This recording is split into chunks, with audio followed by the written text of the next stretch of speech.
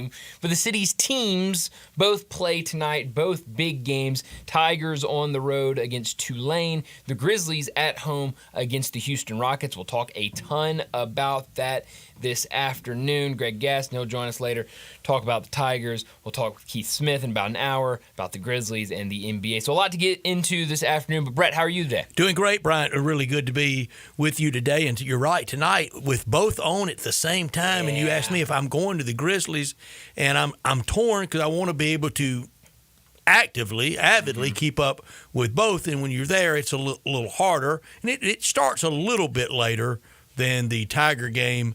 But tonight's the night that the whole Fogelman Arena thing has to come to an end. It's got to, and I think it will. I'm pretty confident in what the Tigers will do tonight against Tulane. I'm not really worried about this game, and I think a lot of what the last couple of years had was, those guys on that team that for whatever reason gave Memphis a lot of trouble. All of those guys are gone. It's a completely new-look team.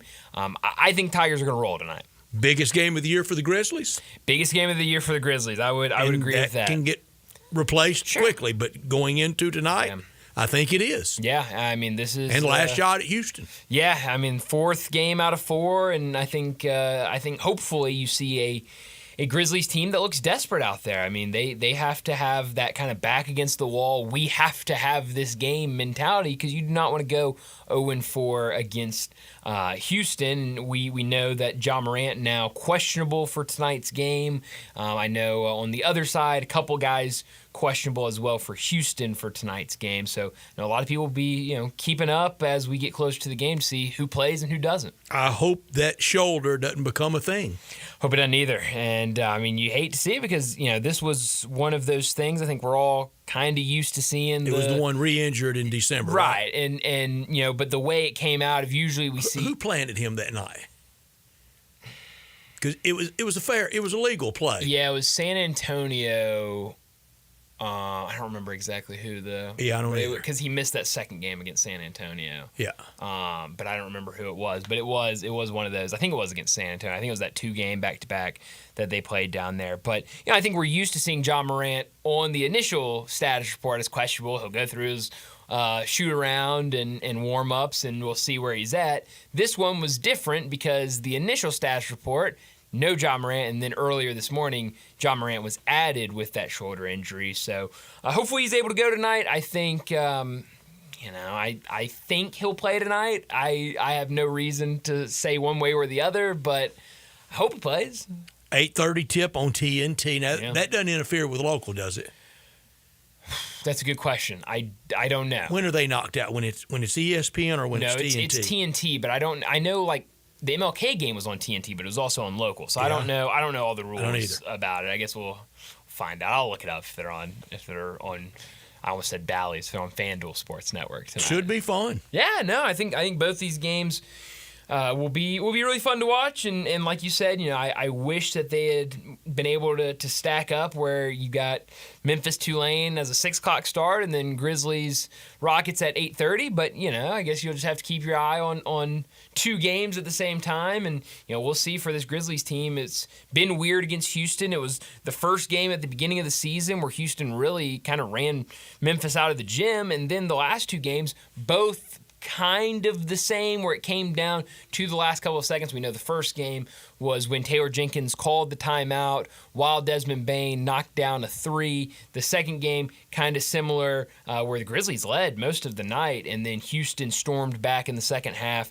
took a lead. Grizzlies, kind of same thing, down three, inbound the ball, and Houston, I'm sure remembering what had happened only about a week before, immediately fouled, sent Memphis to the line, and Houston was able to win that one. So, I think this is a big one for the Grizzlies. I think I saw a pretty good illustration of the perceived SEC depth last night. Yeah. Texas and Ole Miss both competed really hard. Every possession. It's a fun game. What was a battle, too. Very physical game. Refs let them play. A lot of stuff with screens, a lot of stuff with rebounds and blocking out and clearing out. Both sides, both sides. And Bryant, last night, in the first time for me to see in person Texas, since they officially, formally in the SEC. Didn't see them in football. And oddly enough, Ole Miss and Texas will not play at either place in baseball. Won't be in Oxford, won't be in Austin. So they wouldn't play in baseball potentially until I guess Hoover met maybe the NCAA tournament. Yeah. But last night, so I get to see Texas for the first time. I'm in a seat, not credentialed. Wouldn't have acted like this if I'd have been credentialed. I promise I wouldn't have. And it felt good, Bryant. A big, lusty horns down at the end to Texas. All right. You finally get it off. And it was a bunch of it. I believe it. I'm sure a ton coming from the student section as well. You can't get rid of it. No. It's here to stay, and I think the reaction that Texas has to it only makes it worse. But that's part of it, I guess. In every sport, whether they are, they're sure not in basketball. They definitely are in baseball, and whether they are or not one of the blue bloods in football, they get everybody's best shot in everything. They sure do. They see the front of that uniform, and everybody wants a piece of Texas. Yeah.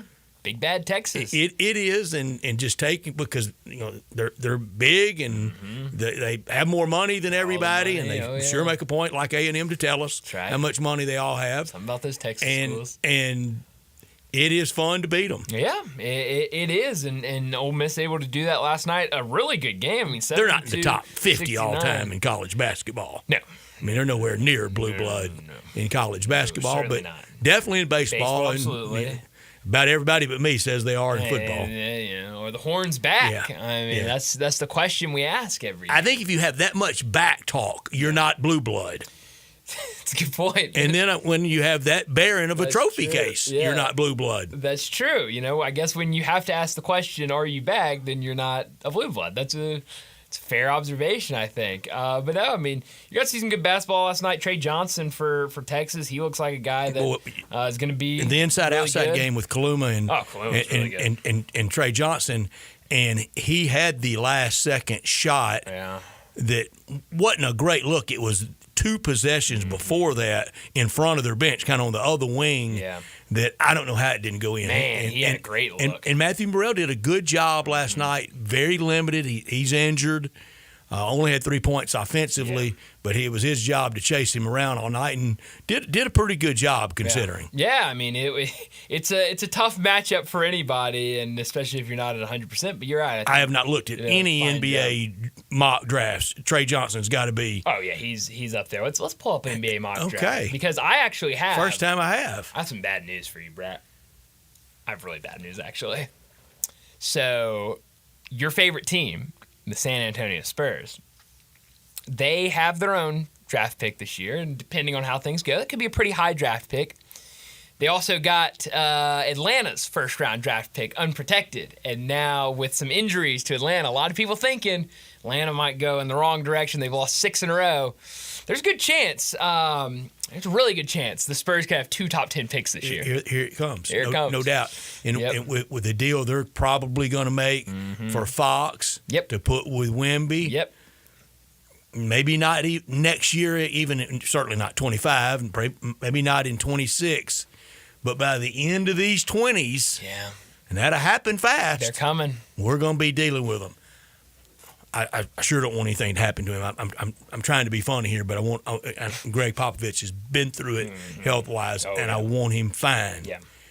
But, boy, if he gets to be the mastermind of another dynasty, it'll be more than I can take. Oh, yeah. But if that's what it takes for him for good health, I'll take my hit for him overseeing another Spurs dynasty. Oh, man. Yeah, no, it would be crazy. He probably has low side 15 acolytes out there that have trained under him that will come in and do or try to do what he did. But good luck trying to do that because he did build a dynasty. Oh, yeah. No, he absolutely did. So I just pulled up one. But never won back-to-back. No. That's about the only thing you can pick at his dynasties. That's true. That's a really good point.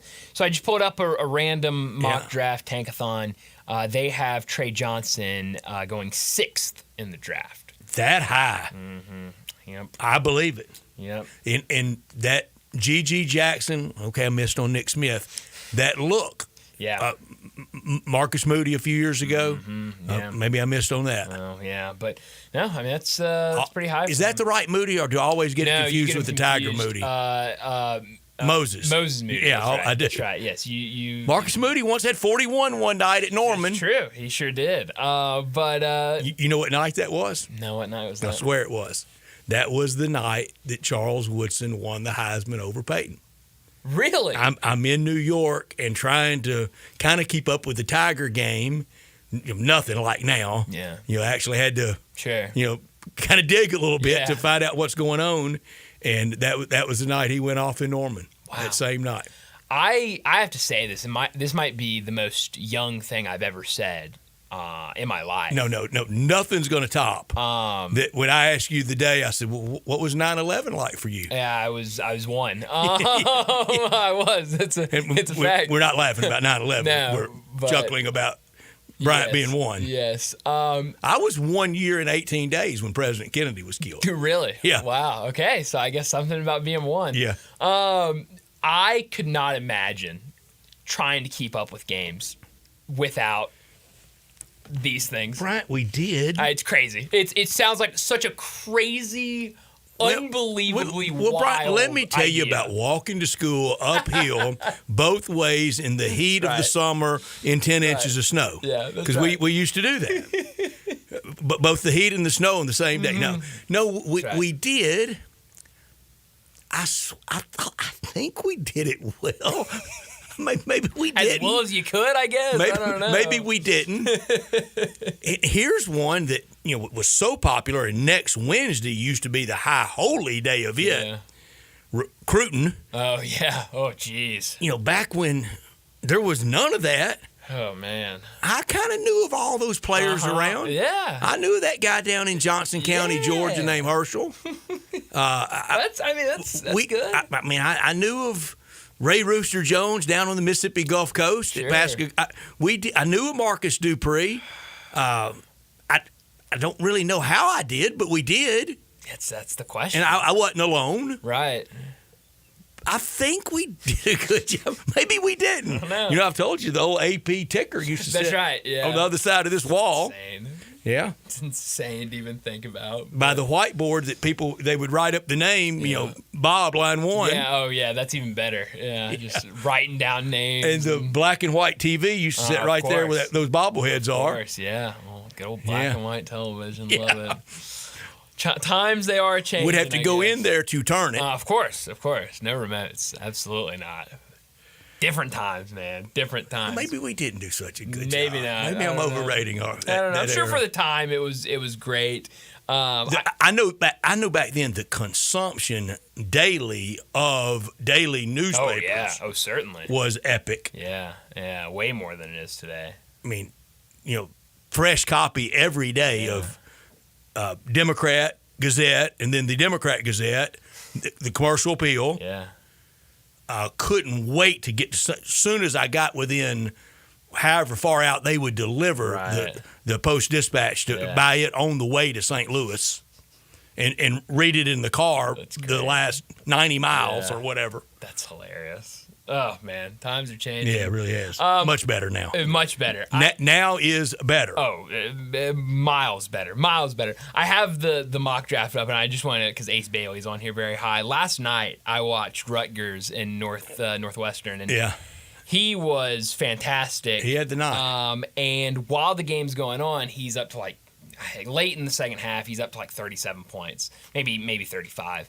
And they go, he's only 4 shy of the Rutgers freshman record for points in a game that he set 2 weeks ago. I was, okay, all right. He didn't end up getting it, but he was, I think, 2 off. I think he finished with 37. Here we go, 39. Landon. That time of year, you ready? No, I love it. True or false? Rutgers, they've been to a Final Four. True or false? Ooh.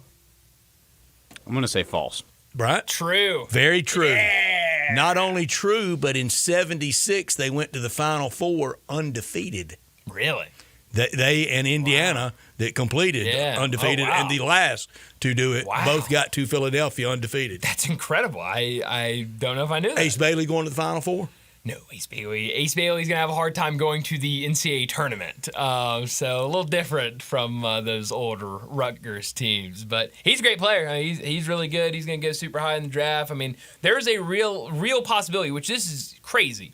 There's a real possibility that not only could you have two players from Rutgers go back-to-back in the NBA draft, you could have two players from Rutgers that missed the NCAA tournament go back-to-back in the NBA draft.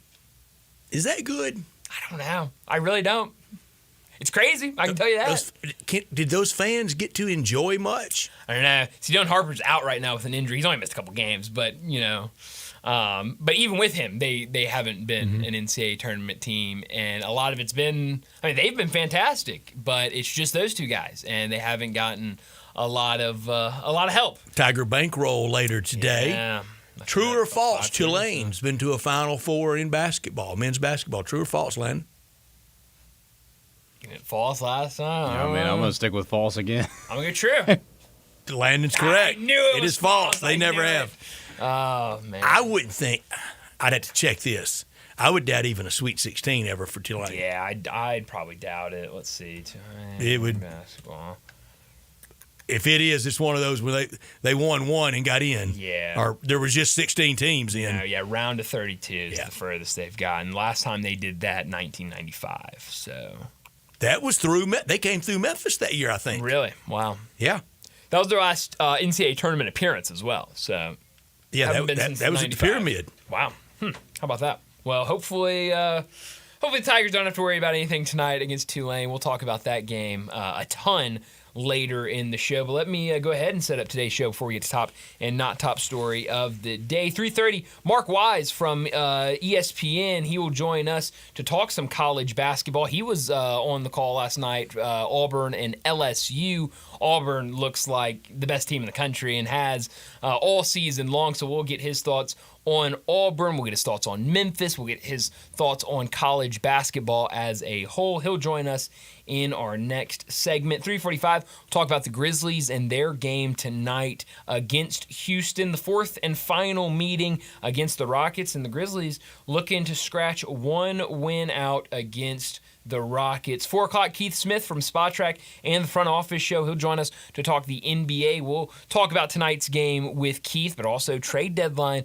right around the corner. We'll talk a ton about that with him at 4 o'clock. 4:30, Doug Kazarian from OnlyPlayers.com in Vegas will join us. Last week when Doug joined us, he gave us another under 1.5 3-point makes. Denny Avida. That's right, and it cashed. So we maybe have to try to get another one of those out of him. He says he's ready. Keep going to the well, I guess. I love it. So we'll talk with Doug at 4:30. 4:45, we'll get to big number of the day. 5 o'clock, Greg Gaston. He'll join us. We'll talk a ton of Tigers with him as we get ready for the game against Tulane. 5:30, we'll talk about what's trending. That's probably where we'll talk more about Tigers and Tulane. Probably get to Tiger Bankroll there as well. And then at 5:45, wrap up today's show like we always do with Crunch Time.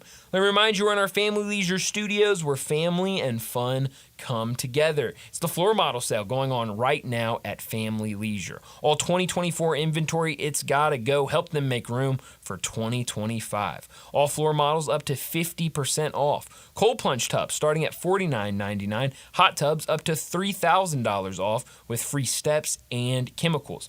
Pool tables, arcades, ping pong tables, air hockey, foosball tables, all 20 to 60% off. And don't forget about that theater seating, up to 75% off. It's also not too early to start thinking about pool season. Buy now and get on the schedule for install before that rush hits. Only at Family Leisure, 2120 Witten Road, just north of I-40. Produced by Mr. 50/50 on the True False today, Landon Schmidt. We are Sportstime, and we're with you until 6 o'clock. He's Bryant, I'm Brett, and we want you to join us at 901-360-8255 at the Sissy's Log Cabin text and talk line. All our guests will appear at 901-360-8255 at the Sissy's Log Cabin guest line. Bryant mentioned it. We're always in our Family Leisure studio, and always this hour brought to you by Lexus of Memphis at 2600 Ridgeway and online at lexusofmemphis.com. Great offers on all 2025 models and always special leasing options. Driving luxury and confidence knowing that every new Lexus comes with complimentary first and second maintenance services. Call them at 901-334-9673, but they want you to stop by the only Lexus dealership in Memphis at 2600 Ridgeway and put yourself in the driver's seat of the all-new 2025 flagship LS500, and you'll be driving in style. When you purchase a Lexus, you get top-of-the-line engineering and design, and they make for the safe luxury driving experience. Online at lexusofmemphis.com. Experience amazing at Lexus of Memphis. Top story of the day. Well, my top story of the day is tonight's game for the Grizzlies against the Houston Rockets. It's a big game, and it really feels like a big game with what the Grizzlies did in their last outing against the New York Knicks, where we talked about it. It looked like they, at times in that game, didn't even want to be out there. There was some question about effort. Ja Morant did not have a good game, and really nobody on the Grizzlies had a very good game. So now they return to Memphis. Now they have some rest. They haven't played since earlier this week on Monday, and the team they're facing tonight, the Rockets, have played 2 games since then, so they have some rest. They have a little bit of downtime after tonight's game, so maybe you see them, throw a little more out there against this Rockets team, because I think they know how big of a game this is against Houston. 0-3 so far against the Rockets. The first one, Houston just flat out won. The next 2 after that, Houston won, but it came down to the last seconds of both of those games. Earlier today, Drew Hill was out at shoot-around, and we know the biggest question, will Ja Morant play? Drew Hill put out a picture on social media of Ja Morant at shoot-around going through the motions, and someone asked him, how does Ja Morant look? His response, I only caught the end of shoot-around, but he was not shooting. The standard procedure for questionable usually means the player will test things out before warm-ups and see if they can give it a go. So still certainly a lot of wait and see. He also talked to Santi Aldama on this game against the Rockets. This is what Santi had to say, quote, you have to beat the best to be the best. Coming in against Houston, it's personal because we've lost our last 3 games against them, and I don't think that's acceptable. Nobody feels that way. We just have to find a way to beat them tonight. So it really feels like this team has that back against the wall. We are not going to go 0-4 against these guys. Nationally televised game tonight, so that'll be fun. Also, don't forget that NBA All-Star reserves getting announced later this afternoon. We hopefully will learn who the reserves are before we're done with the show. I think those are going to come out about 5:30, so we'll see. Maybe Jaren Jackson, is he in the mix for the All-Star game? Top story right there with you. 4 straight at home for the Grizzlies, but 0-3 against Houston. Third matchup versus Houston this month. Houston won the previous 2 by a combined 6 points. Tonight on TNT, 8:30 start. No way to have a late arriving crowd at 8:30, is it? No. 8:30. Come on, you can get there in plenty of time at 8:30. Grizzlies 19-5 at home this year. Dylan Brooks back in town. Steve-O back, but probably won't play. Biggest game of the year. No hyperbole. No hyperbole at all.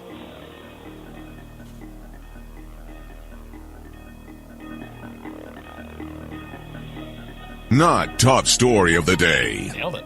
My not top story of the day, it's got to be Tiger basketball tonight against Tulane. Brett, unfortunately, we have talked about this way too much. The Tulane thing? Mm-hmm. The House of Horrors. It's official a thing? It's a thing. It's sad that it's a thing. I mean, that's what the unfortunate part about it is. I feel responsible for it. Being there that kind of started this thing. You did. I kind of blame you. I don't know. I'll take it. I kind of blame you. But hey, it's okay. I was bewildered at that effort that night. Yeah. But here's the thing, Brett. It ends tonight. We're not worried about it after tonight. It ends tonight. The Tigers, they played great against UAB. 75-50. Wow. Okay. All right. Calling it now. Calling the shots. Okay. I would love it if it's that. And I think it will be closer to that than what this line is. I know we're going to get to Tiger Bankroll later, so I don't want to give too much away. But this line's kind of been anywhere. Banks are still open. Go borrow money against it. I'm not co-signing any notes. But. Right. But hey, you're not a financial advisor or anything. But hey, no, I mean, this is a game where you look at Tulane, and yeah, they're playing better since conference play started. But you look at this team, they're very young. They're relying on 4 freshmen to come in and play pretty key roles. One of their best players is a sophomore, so a very young team. I think that was part of Blowout. what happened in non-conference where they lost 5 in a row, 6 of 7. I think, young guys trying to come together. But you look at this game, Memphis should have no problem. This is a smaller Tulane team that does not rebound the ball well, so Memphis should have a big advantage there. I think the only thing to look at tonight is how do the Tigers protect the rock? What do those turnovers look like? We remember last game where it was not an issue. 3 turnovers in the first half, 13 turnovers total. Now, in the game before that, it was a big issue. And so we'll see tonight, is the turnovers an issue? Because if the turnovers become an issue, then that's where things get scary. But I don't think tonight Memphis will have any issues against Tulane. My not top story is not the game tonight, but I think it does involve the University of Memphis in a big manner. Jim Phillips, commissioner of the ACC, or as he likes to have on the lower third chyron, Jim Phillips, PhD. Ooh, yes.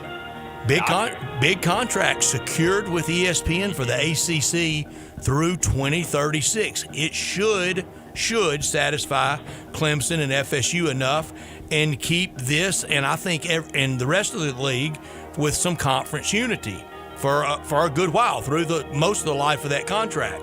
That's bad news for Memphis because those other 18 teams in the ACC, they're not going to want to split that pie. Nope. So that probably, if they keep FSU and Clemson and get out of court with them, that probably eliminates the ACC for a while. Yeah, no, that does. That's a good point and something to certainly keep an eye on. But also all these contracts, just as soon as the ink dries on some of them, it's when the tidal wave starts on realignment. Yeah. But I think this is pretty secure for them. And with ESPN.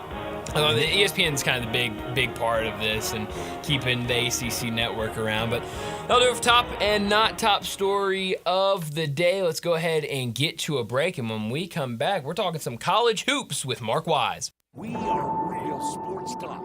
Sports 56 WHBQ. Available on your radio dial at 560 AM and 98.5 FM, as well as around the world online at sports56whbq.com. Take us with you everywhere by downloading the Sports 56 app. And at home, just say, Alexa, play Sports 56.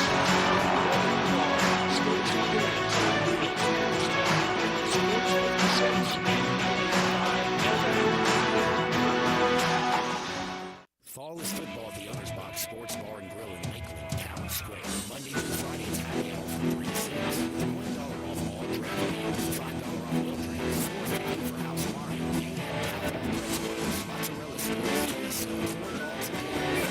Friday night lights from 7 o'clock. Dine in and buy Joel Wednesday night. Free on watch college football every home game. Owner's Box Sports Bar and Grill in Lakeland, Highway 70. Fall is football. Hey everybody, best thing about a new year is getting something new to drive. So I'm out here at Olive Branch at All-Star Chevrolet where all the Silverados are. Get $1,500 in extra savings when you trade in a 2011 or newer passenger car or light duty truck. 1.9 financing on new Blazers or 2.9 with no payments for 90 days on a new Equinox. Yes, you can be payment free until April and your good credit deserves it. If you're law enforcement, first responder, healthcare, military, education, recent grad, you get another $500 off. So let's go, because no one has a certified and pre-owned selection like All-Star Chevy. Silverado, Sierra trucks, Nissans, Toyotas, Fords, Jeeps. I mean, you gotta test drive this red Corvette Stingray. And if you got any vehicle you want to sell, bring it here to All-Star Chevy in Olive Branch and get the most money for it today. Together, let's drive to All-Star Chevy's Fresh Start Sale, going on now in Olive Branch, or go to allstarautogroup.com. Nestled in the heart of East Memphis, located corner of Park and Cherry, is a beautiful residential neighborhood. I'm here at Town Village Audubon Park interviewing a new resident, Carolyn. Share with us why you chose Town Village. Well, if your parents or special friends need to make that big move, let me share with you my experience. It was tough for me to leave home, but then I discovered Town Village. I would like to highly recommend Town Village to you and your loved ones. After looking at all the amenities and meeting all the people and the staff, I was hooked. From restaurant,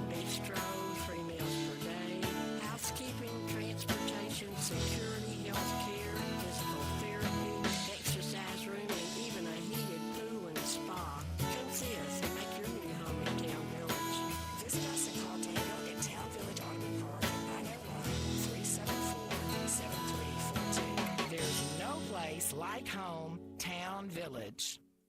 All 650 acquisition fee, 20,000 miles per year, 20 cents excess mileage, EV6, 36-month lease, RU 621, 425, 36-month lease, MSRP 55,820, K4 SEO 64461, MSRP 24715, Telluride SG 596,204, MSRP 41060, includes all rebates and incentives, must finance through KFA, excludes tax title license with approved credit, dealer stock only, see dealer for complete details, offer valid through 131/24. I got Jeff Allen on the line. He's doing numbers I've never heard of before at Gossen Kia South on Mount Moriah. Randy, when's the last time you heard of a new ride at $163 a month with electric EPA range of estimate 310? I got it in a 2024 Kia EV6, $63.96 due at signing, 36-month lease.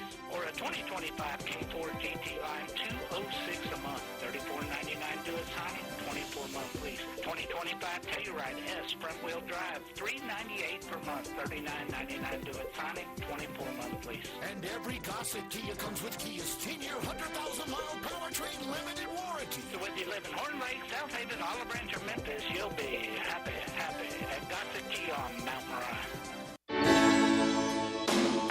Listen each and every Sunday morning at 11 to join Ottawa Presbyterian Church for worship. Ottawa is a DCUC church downtown Memphis. Now back to Sports Time on Sports 56 This hour is brought to you by Lexus Service. Here are your hosts, Glenn Stark Sports Movie and Brian Davis.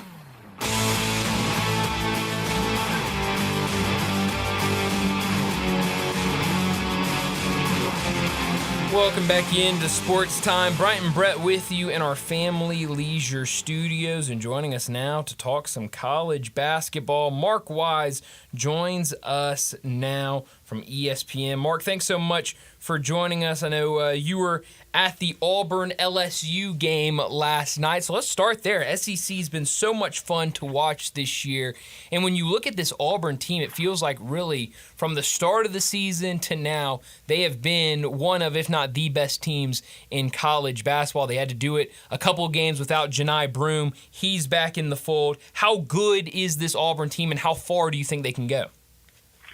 Well, Brian, thanks for having me back on again, and I'll answer your question this way. We interviewed Janai Broome after the game last night, and we asked him another double-double. Didn't necessarily come easy, especially early on. What was he thinking about when things were not going good? And he said, it's probably my worst double-double I've ever had. And I'm thinking, he just went for 26 and 16. How can it be the worst double-double you've ever had? But again, that's the bar for this Auburn team. It's pretty high. They hold themselves to a high standard. There's a lot to like about them. I think more so than any other team that I've seen in the country this year, they can beat you in so many different ways. Until Chaney Johnson made a couple of late threes last night, they didn't shoot the ball well. They at one point in time, they had 11 offensive rebounds and 0 second chance points. Do you know how hard that is to do? And so it wasn't their A game by any stretch, but the bullseye on their back is only going to get larger. Teams like LSU are going to give them their best shot, especially when Auburn's on the road. I said yesterday, Mark, that I wouldn't put it past Bruce Pearl. In fact, I expect him to do it. When they get to NCAA tournament sites, he will have on a chalkboard, remember Yale. Yeah. Well, that goes for a lot of teams and a lot of programs. Here's the one thing that I think people will need to remember about Auburn. They almost, and I said this on the air last night, they have 7 starters. Yes, you did. Great point. When Chaney Johnson comes off the bench averaging double figures, when Pettiford comes off the bench, third leading scorer, they just have, nobody plays less than 28 minutes. Nobody plays more than 20. The other way around, sorry. Nobody plays less than 20, more than 28. So they've got a good mix. And again, if you're asking me name a coach who's done the best job at resurrecting a program in my lifetime, I think it starts with Scott Drew and what he did at Baylor under tragic circumstances, what Kelvin Sampson did at Houston, because you'd have to go back, and you guys are aware of this. back in the American when Houston was in the league and Kelvin Sampson, they played in old Hopkins Pavilion. Mm-hmm. Nobody was at the game. They had zero. I mean, they had whatever you inherit, they had less than that. And so, and then I put Bruce Pearl in that mix. I think it's the third best resurrection of a program that I've ever seen in my lifetime. Mark, that is so strong and true. You're right. The very dimly lit High-Fines, it had hit. I mean, did somebody pay the light bill? Yeah. Cut the freaking lights on. We can't see the other side of the court. And then then Fertitta saw that he saw success, right. and stepped in. Yep. And that opens up the pocketbook. It's amazing, isn't it, Mark? We could not repay you. We could not. If you sent us a bill for all the times you have joined this show, been so very kind to us, we couldn't pay that. But Bryant and I could not repay you the number of times from, I'm going to say you said it to us last mid-February when we started visiting quite regularly, and we hope we can this year. Your schedule dictates that. But when you said to us you were open to an expansion of the tournament and you wanted another Dayton, the number of times, I mean in July, August, heart of football season, that we quote Mark Wise on that, and we decided, and I think this was your suggestion as well, like Dayton, put it in Albuquerque. Yeah, I think I probably said Boise, but Albuquerque would work. It needs to be another community that will wrap their arms around the tournament the way a Dayton basketball has. town. Yeah. Yeah, basketball town, no pro sports in the town. I also am a big believer, if it does include 8 more teams, which I think is the maximum they can add for a lot of different reasons, but of those 8, then you've got to give the non-power conferences, you can decide the power conferences, but you've got to give them a couple of bids out of the 8. It like 2 from the Sun Belt Belt this year. Yeah. Yeah, exactly. And people will say, well, you can't do that. Well, football already does that. Yeah. I mean, Boise State wouldn't have a bye in the playoffs in football if it wasn't guaranteed to have one. That's right. You broke the seal for me on being favorable to that, and now I am. I'm more favorable for 4 than I am for 8. But if we went to 4, that would or we went to 8, like you said, that would accommodate both Boise and Albuquerque. Yeah. Yeah. Well, no, you just need one more site like a Dayton. 8 teams, 2 games each night. I got you. With that being said, here's the last piece of my. If I were czar, which I am definitely not, but I would have all the 16 seeds play each other in either Dayton or, let's say, Boise. And why do I say that? I had Grambling earlier in the year at Florida in a game in which Florida waxed Grambling. And when you talk to the head coach at Grambling, they played in Dayton last year, and they won. Now, they went on, and I think they played Purdue in the first round and got waxed. But guess what that head coach wanted to talk about? All the good that came from winning NCAA tournament game. And don't throw out UMBC and Fairleigh Dickinson. I get that. I get two blips on the radar.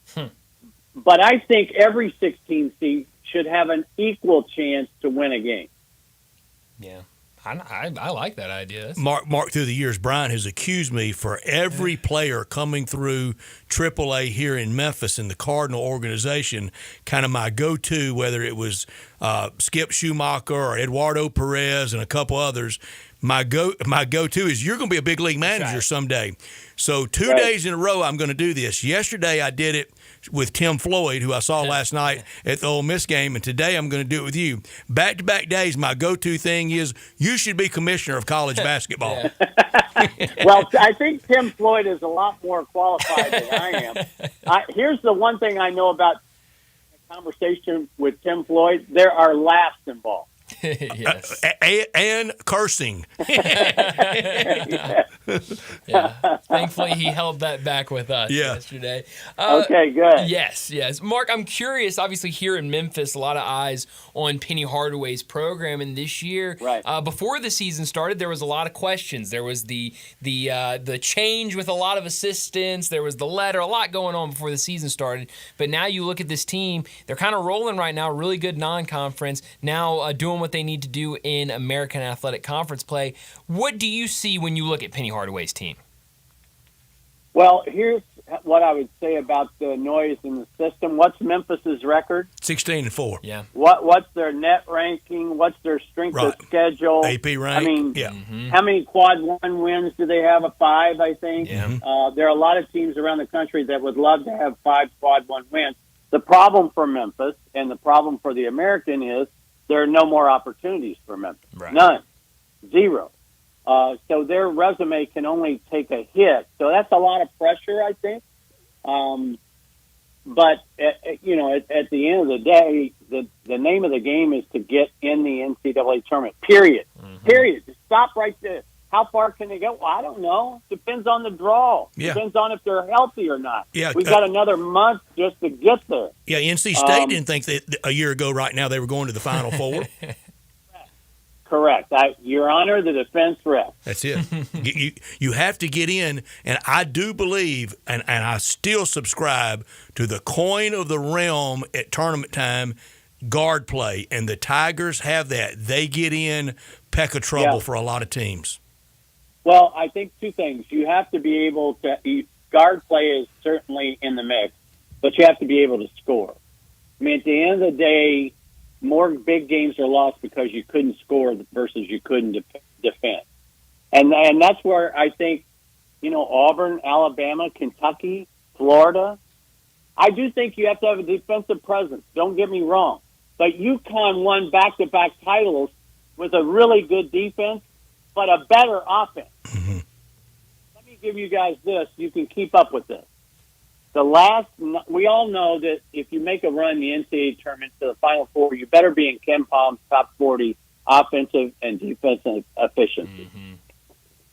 The last 9 NCAA tournament teams that won it all they fit that mode, but their offensive number better than their defensive number. Every one of them.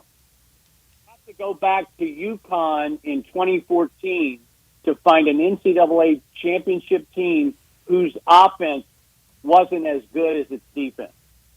So from that standpoint, you've got to be able to score. I think Memphis can score. They can be streaky at times.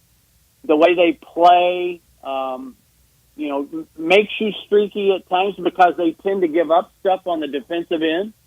But again, I'd much rather give me Tennessee with Dalton Connect, not the Tennessee that we're seeing this year. That's not a knock on Tennessee. As a matter of fact, how many conferences in the country can say they have a 4-4 team in the league who's ranked 8th in the country? That's right. Not many. And today, 9th in the SEC. Yeah, I mean, it's just the league is just silly. I mean, it's just Mark. I think of you so often watching games, and especially when I see undersized guards. And last night in Oxford, and I love him, and I know how hard he plays, and I know Coach Beard loves him. But I see Jalen Murray listed at 5'11". I'm 5'8", and Jalen and I are the same size. He's not 5'11", and when I see little guards, I know that is something that drives you crazy. Well, and they play 2 of them. Padula That's is right. not a big guy either. He's about 5'10". One of the guys, I think, if you talk about people who have really surprised me in the SEC, he might be at the head of the list. I mean, I would put Chaz Lanier in there in what he's been able to do for Tennessee in lieu of Dalton Connect. But Sean Padula has just had a fabulous year. But even then, I mean, Ole Miss is a possession away from losing 3 in a row. Sure. Mm-hmm. First of all, I want somebody to explain to me how Trey Johnson got wide open on the last shot of the game. Twice. The 2 possessions before that on the wing in front of the Texas bench, he had a better look. Right. I see them. I've had them before. I have them Saturday here at LSU. I have them the following Saturday at another surprise team in Vanderbilt. Mm-hmm. So I'm pretty sure that Texas will be in the last 4 in, most likely by Saturday. So we've got a bubble team, and that always makes things interesting. Yeah, that's going to be a fun game. Last thing for you, you look at this Arkansas team really struggling through conference play. Obviously, Cal, his first year at Arkansas. What have you made of what they've been doing in conference play? Their big guys have been so-so. Mm-hmm. John L. Davis has been so-so.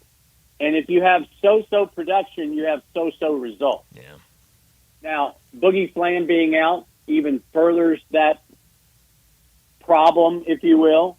I know that, I work for ESPN. They're working awfully hard to make this Arkansas and Calipari return to Lexington a big deal. And Kentucky's shorthanded as well. As a matter of fact, that might be the best win in the conference all season. Non-conference or conference, Kentucky going to Tennessee, not because they won, but who was missing. Lamont Butler is really underrated. We do not talk enough about him and what he brings to the table. And then Carr didn't play as well. So they were down Carr's not a double-figure scorer, but he's close. I mean, they're down 2 of their top 7 guys and still going to Knoxville and win. So the Hogs will have to do something special, I think, to win in Rupp. Most upsets, and that's what this would be, most upsets will start at the 3-point line. So they better make 8, 9, 10 threes, something they have really struggled to do. Are you going to pay personal property taxes in East Baton Rouge Parish after being there all week? I must confess this is a first for me. As a matter of fact, I don't even know the last time I was Wednesday, Saturday in the last 5 years in terms of the SEC. I will say this. I did not miss flying somewhere else today, and I will not miss flying somewhere else tomorrow. So from that standpoint, it's all good. LSU's having a big reunion here on Saturday that we're going to cover.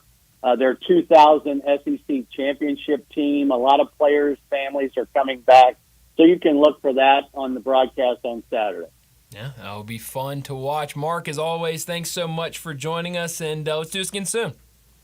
All right, enjoy the game. Thank you, Mark. Thanks, Mark. Thanks so much. Mark Wise joining us from ESPN, talk some college basketball. Always fun picking his brain. That is my new go-to. Everybody should be the next commissioner. I like that. Of either football or basketball, whatever guess. No, I am. I'm pretty convinced that for like 5 years there, that you would just go to Redbirds Media Day every year and just walk up and down every player. Hey, you're gonna be the next big league manager. You'll be a manager. You'll be a skipper someday. Exactly. They'll be calling you Skip someday. That's right. Just everyone. I kind of did. I can't miss if I tell everybody that, and you haven't. You've got a handful correct. So let's go ahead and get to a break. When we come back, we're gonna talk more about this game tonight, nationally televised game between the Grizzlies and the Rockets. We'll talk about that more next on Sports Time.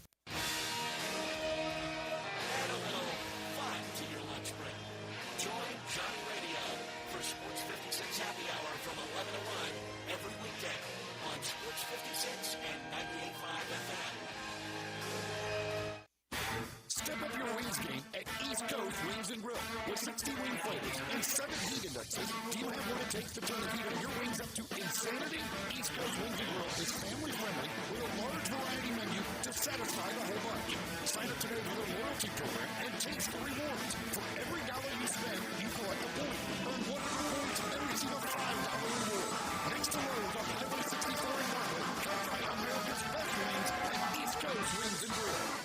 Mid-South, it's time for a new year and a new ride from Gossett Mitsubishi on the Pike. Get 2024 Mitsubishi Mirage, a perfect compact hatchback for commutes, getaways, and just about everything else for $299 a month. Or buy Mirage for $18,410, gets 43 MPG highway. Or take your pick from 2024 Mitsubishi Outlander plug-in hybrid PHEV, named 2025 Family Green Car of the Year for 3 straight years. Or 2024 Mitsubishi Outlander, now just $399 a month. Plus, get peace of mind with Mitsubishi's 10-year, 100,000-mile powertrain limited warranty. Get to Gossett Mitsubishi today to start your year off right. 1870 Covington Pike and 24/7 at MemphisMitsubishi.com. If you want it, we got it at Gossett Motor Cars. Military rebate Mirage RHO 15630 MSRP 18410 PHEV RZO 66681 MSRP 42750 Outlander RZO 88655 MSRP 32770 includes all rebates and incentives. PF 695 excludes tax title and license with approved credit. See dealer for complete details. Offer valid to end of the month. Dealer stock only. The Tennessee Department of Environment and Conservation plans to modify hazardous waste permit 182 for Covoro Mining Solutions LLC.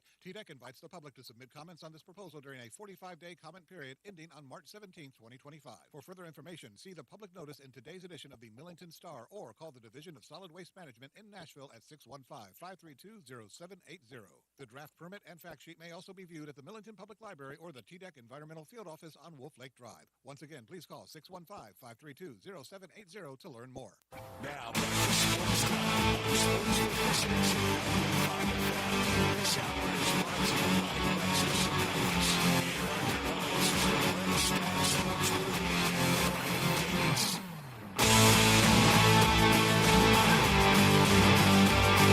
Well, big game tonight for the Grizzlies. They take on the Houston Rockets, the fourth and final meeting between these two teams. And for the Grizzlies, we talked about it in the opening segment, this feels like a back against the wall, a need-to-win game for them because you do not, especially how close those teams are. Obviously, Houston has the advantage, but with those teams so neck and neck, you do not want to go 0-4 against this team. No, because at playoff time in a potential second-round matchup, and that's probably where it would be at the earliest, that's all anybody's going to ask them about. Yeah. They're going to be inundated, berated by that. Yep. Might even be at 3-1. Yeah.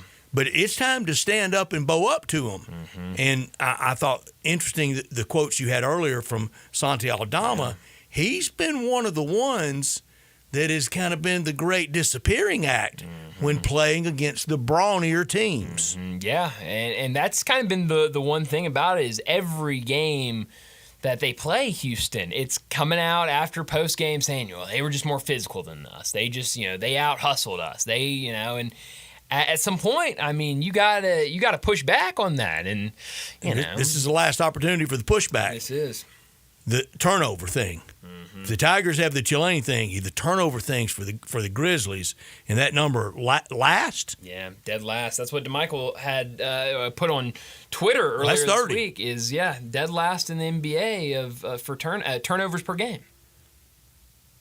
Got to start chipping away at that. Got to. I mean, it's probably too far gone to move up very much. Yeah, I mean, you're going to be in the bottom, third all season, no matter what you do.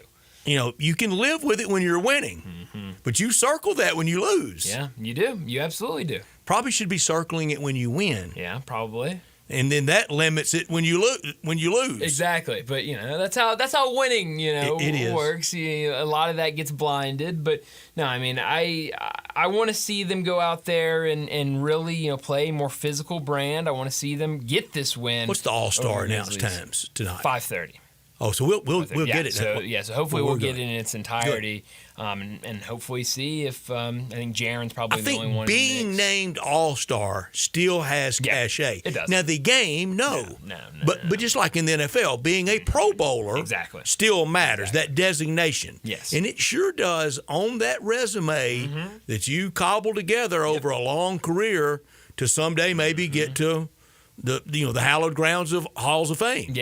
Yeah, and so I think right now Jaron's probably the only one in the mix, but we'll see here in a couple hours if his name's in there. I know Alperen Sengun's another name that people have been bouncing around of if he gets into the All-Star game, so that'd kind of be a maybe one-on-one. One of those might get in, one of those might get left out. But I bring him up because Alperen Sengun, a game-time decision tonight alongside Steven Adams. Both guys game-time decision. We know for the Grizzlies, John Morant, a game-time decision. Steve Adams hasn't played in a while, has he? He's been back for a couple of games. Was he in their last game? I don't think he played their last time out. So I was looking to see what he did in the box. So I think he played in one of those games, but not both of them. And the rest of his career will require a lot of maintenance. Yeah, it will. And this is a Rocket team that's kind of dealt with injuries. Jabari Smith. All right, officially, do we like Steve Adams in Memphis? Yeah, I like Steven Adams. Landon, you okay? At first, I didn't like Steven Adams because he replaced Jonas Valanciunas, my favorite basketball player, but I've grown to like him. Well, I didn't. It was a lot more reason I didn't like him than that. It was back to Oklahoma City stuff. Yeah, that and too. It was stuff back in the day, but all forgiven. Learn to like him. Yeah, he played about. And I did like Jonas Valanciunas as well. Yeah, I loved him. JV was good. He played about 13 minutes in the last game. He did. Okay. Steven Adams did. But I think Tari Eason has missed every game the Grizzlies have played. He's back. He's a good player for the Rockets. So, it's still gonna be tough. But right now, it looks like what I'm looking at. Line opened at 3.5. Now up to Grizzlies, a 5.5 point favorite tonight. So I'm gonna go full Dylan Brooks heel that he would appreciate. Okay. I like him. You like Dylan Brooks? Yep. Want to beat him? Yeah.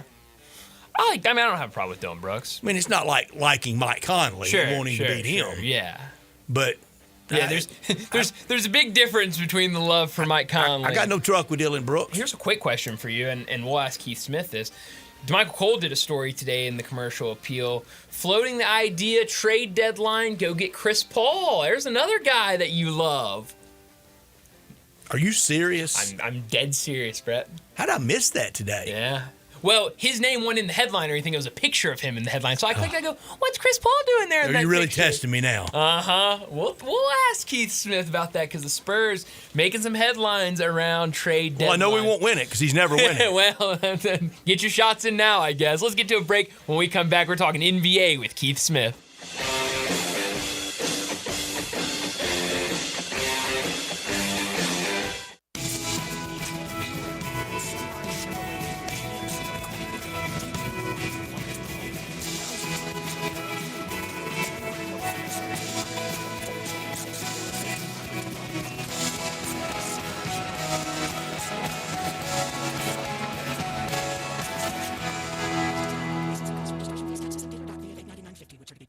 Example, stock number RZ307440, MSRP 82085, dealer discount 7425, purchase allowance 2750, sale price 71910, expires 3325. Exercise Coach is ready for you. Strength training only takes 20 minutes twice a week with special computerized exercise equipment designed to maximize your workouts and minimize your time. An exercise coach gives you personal workouts by one-on-one with a trainer. Check out the exercise coach at exercisecoach.com/Lakeland or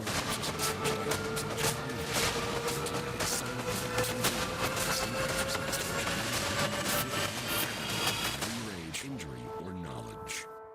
Mid-South, it's time for a new year and a new ride from Gossett Mitsubishi on the Pike. Get 2024 Mitsubishi Mirage, a perfect compact hatchback for commutes, getaways, and just about everything else for $299 a month. Or buy Mirage for $18,410, gets 43 MPG highway. Or take your pick from 2024 Mitsubishi Outlander plug-in hybrid PHEV, named 2025 Family Green Car of the Year for 3 straight years. Or 2024 Mitsubishi Outlander, now just $399 a month. Plus, get peace of mind with Mitsubishi's 10-year, 100,000-mile powertrain limited warranty. Get to Gossett Mitsubishi today to start your year off right. 1870 Covington Pike and 24/7 at MemphisMitsubishi.com. If you want it, we got it at Gossett Motor Cars. Military rebate Mirage RHO 15630, MSRP 18410, PHEV RZO 66681, MSRP 42750, Outlander RZO 88655, MSRP 32770. Includes all rebates and incentives. PF 695 excludes tax title and license with approved credit. See dealer for complete details. Offer valid through end of the month. Dealer stock only. Online radio show is back on WHBQ Sports 56 and 98.5 FM. Every Monday night at 6, hear the latest news on your Ole Miss Rebels with the NC Porter with 24/7 Sports. Your Ole Miss defensive captain Mike Fitzsimmons, Gordon Ford covering SEC sports ball, and former Ole Miss baseball announcer Gary Garvey from kickoff and through to extra innings. Your Ole Miss Sports on the Rebel Yellow Line Show right here Monday night at 6 on Sports 56, 560 AM and 98.5 FM. Your Mid-South Sports Station. Sports 56 traffic. Good afternoon. It's cranking up pretty good now through the Midtown area. Just in certain sections, 55 has been interesting to say the least today around Mallory. Actually, for the last couple of days, we've had some pretty bad wrecks over there. It's moving at the moment. It's trying to build, going outbound on Sam Cooper, especially there around Perkins. Still looks good as you travel south of Memphis, at least for now, on 55 southbound down through South Haven into DeSoto County. If your lawn needs a little bit of help this time of the year, it's okay. Lawn Solutions can help you out. They've got 30 years experience. Call Lawn Solutions right now, area code 901-867-5626. I'm Commander Chuck with your on-time traffic. Sports 56, WHBQ Memphis, and W253DF Memphis with John Harden. Weekdays from 11 to 1. Time to talk NBA with Keith Smith from Spot Rack and the Front Office Show. And on Twitter X at Keith Smith NBA. Here's Keith Smith talking basketball with Bryant and Brett. Keith Smith joins us now from Spot Track and the Front Office Show to talk the NBA, and a ton to get into this afternoon. But Keith, let's start with the Memphis Grizzlies and their game tonight against the Houston Rockets. It's been a big topic Super Bowl around the city. It feels like the Super Bowl. It feels like a massive game because this is the fourth game of the series. Grizzlies so far 0-3 against the Rockets, who've been playing really well. Wins over Boston, back-to-back wins over Cleveland, a win a couple days ago on the road at Atlanta. What do you make of both of these teams, and what do you expect to see tonight? Yeah, two of the better teams in the Western Conference behind the Thunder. They are right there, competing for, the next spot. Behind Oklahoma City. No one's catching the Thunder at this point. They're too far out and ahead. I think the Rockets are, a reflection of the players they signed and their coach. It's a tough, physical team. They're going to talk trash. Some nights they shoot it well, some nights they don't, but every night they're going to defend. They're going to get up and down the floor and, do a lot of things. And Amin Thompson is becoming a star, right in front of our eyes. And then on the Memphis side, that's a team that is, I think, refound themselves from a couple years ago. Last year was rough, but it's all the guys are back now. I think they're feeling pretty good. It's funny because there's part of me that says you want to get one, right? Over a team. You don't want to get swept by them in the regular season. Then I think back to last year, the Suns swept the Timberwolves, and the Timberwolves handed it right back to them in a sweep in the playoffs. So I'm not entirely sure, you draw too much from it, but boy, am I looking forward to watching it tonight. Yeah, it's going to be a really fun game, I think. When you look at the way I think every game has gone with the Rockets, at least the way the team has talked about it, is they come, post-game press conference, they say, we were out-physicaled in this game by Houston. Said the same thing in the last outing against the Knicks. Do you see a lack of physicality with this Grizzlies team, and how do you think that will affect them come playoff time? Yeah, there's definitely some guys that are not super physical, and I don't want to get into that they're soft and that they shrink or anything like that, because I don't think that's what it is. I just think some of the guys they don't want to get in there. Their game is not to bang bodies and play that way. Now they've got a handful of guys who are very happy to play that way. Zach Edey is he wants that, right? He wants contact. I think Brandon Clark will play physical. Jaren Jackson Jr. I think Jalen Wells is perfectly willing to mix it up. So you've got some of that. And I think what you can't do is just to try to appease a certain part of the fan base or try to, limit some of the things that are being said. Be who you aren't, because that never works, right? If all of a sudden you see a bunch of guys out there and they're pushing and shoving and playing extremely physical, that's just not their game, and they're probably going to lose. Go out there, be who you are. The reality is in the Knicks game, just don't throw the ball away 30 times, and you're probably going to be a lot better off than you were in that game. And I would not expect a repeat of that really at any point again this season. I think there's some lack of physicality, but I think it's offset more often than not by a lot of skill work and a lot of speed and quickness that the Grizzlies play with. Who is the most physical team in the league, Keith? Houston's up there for sure. Boston's pretty physical with the way they play defense, especially their guards really love to get into you. They're going to put hands on you and mix it up and those kind of things. I think, when you look at it, Milwaukee in a little bit of a different kind of way, like Giannis is just so tough to deal with. But you also have guys like Brooke Lopez, Gary Trent Jr., Andre Jackson Jr. Those guys are going to, feel free to get a little more physical with teams. So those are the ones that immediately jump to mind. Denver can play a pretty physical style at times, but we'll see. Where it sometimes that is one of those things where it looks good in the regular season. Then if they call it a little bit tighter in the playoffs, everybody says, "Oh, they let you play," but sometimes they don't, and then that's where it can really throw those teams off. Who are some of the good teams, and I'm not using the S word soft either, who are some of the good teams that don't want to run into one of those more physical teams? Yeah, Oklahoma City is one of them right now that we're all kind of, what does it look like when a team starts really pushing them around and, banging on them a little bit? We've seen in a couple of their games when, say, Shai Gilgeous-Alexander isn't getting calls, their offense kind of goes into a little bit of a funk. At times, and they don't have a lot of on-ball creators. They don't have a lot of guys that are just going to kind of shrug off whatever defenders you put on them that are going to put hands on them, get super physical. They're one of them for sure. I should have added Orlando on the physical side. They're an extremely physical team in the East. And then I think there's still some questions with Cleveland. When they've lost games recently, it's been teams that are really taking advantage of the two small guards and really working, with them. They're banging them, they're bumping them, they're getting physical with Evan Mobley on the interior. So it's kind of funny. It's two of the very best teams in the league, but those are two of the things that we do have some questions about. Yeah. Speaking of physical teams, I guess physical way to an extent player, Isaiah Stewart is insane, right? Like, there's no question about it. He's a crazy man, right? Yeah, I mean, those can be such loaded terms that I try not to use them. But it doesn't take a whole lot to get him going. No.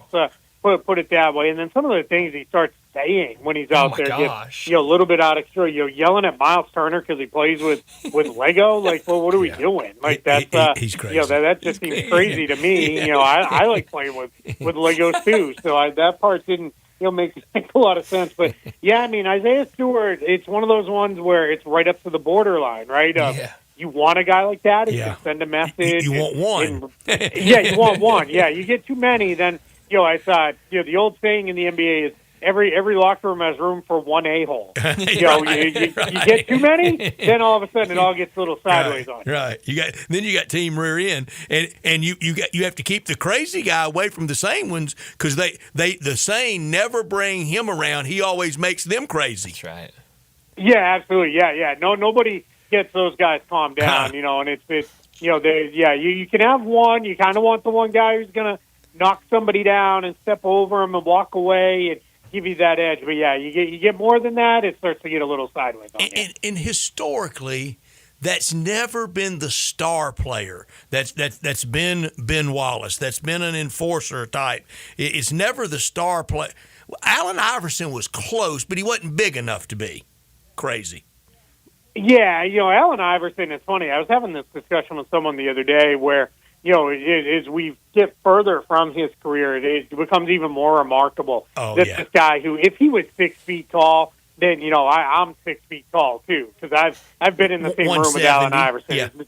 Yeah, he's pretty, small, and he, didn't weigh anything. And that guy took a beating every night. But those 76ers teams had a lot of guys who, all right, you dropped AI, you better watch out for Dikembe Mutombo. You better watch out for Theo Radcliffe. Those guys are going to pop you, on the other end. And that's, I always think about that with, one of my dad's favorite stories about the Celtics teams when he was growing up was Brett Auerbach would go down the bench and he'd sit next to Jim Luskatoff and he'd say to him, "Oh man, they're really beating up Russell out there. They're pushing Kuzi around." And then the next thing you know, Luskatoff would get put in the game. He was a backup center who was about 6'5", and he'd go out there and just start laying guys out left and right. Yeah. And that was it. And in Red Auerbach, they would say, do you put him in for that reason? I never told him anything.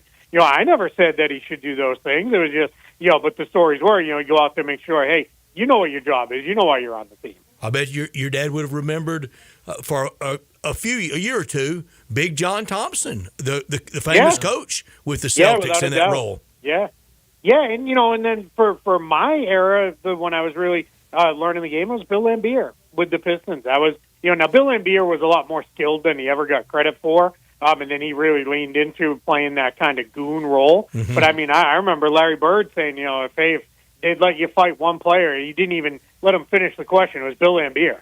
And then he did. He got off a couple punches on him at one point in the game and whipped the ball at him. And the funny part was there was, I think, a double technical called, and that was it. And then we shot a couple free throws and moved along about our day. Played ball. It's always the eyes. Laimbeer's eyes meant crazy. Mm-hmm.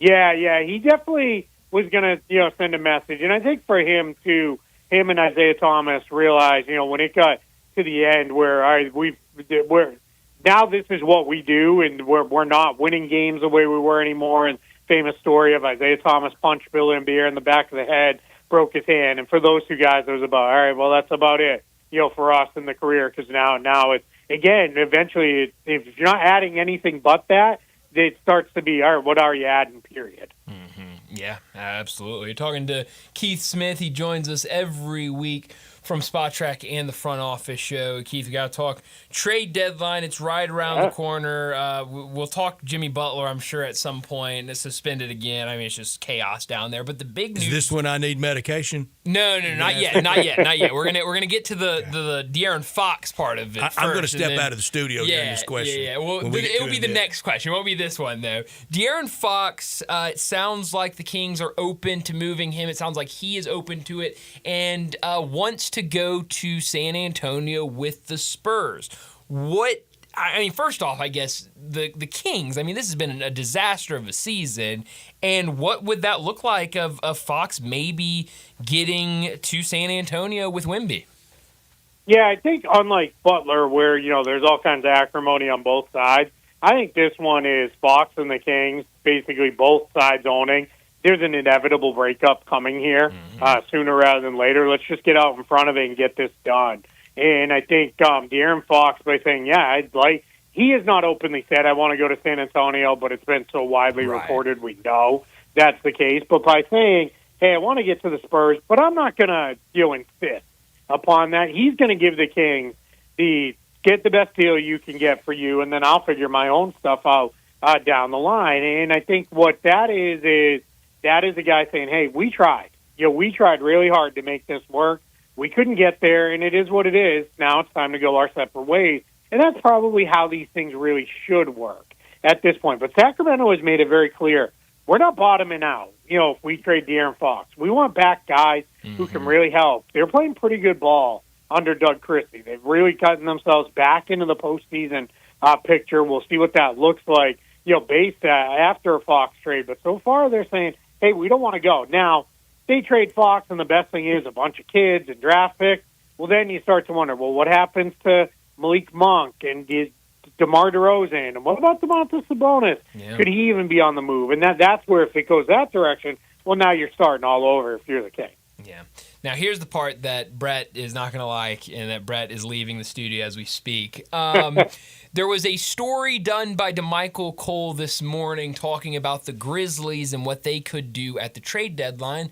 And part of the story, he pointed out, with everything going on in San Antonio, them maybe bringing in Fox, that could open the door, and maybe the Grizzlies should go out and consider reaching out about getting Chris Paul as a rental. Chris Paul is only on a 1-year deal with San Antonio. What do you make of maybe that idea? Grizzlies going out and getting a veteran like Chris Paul. Keith, please.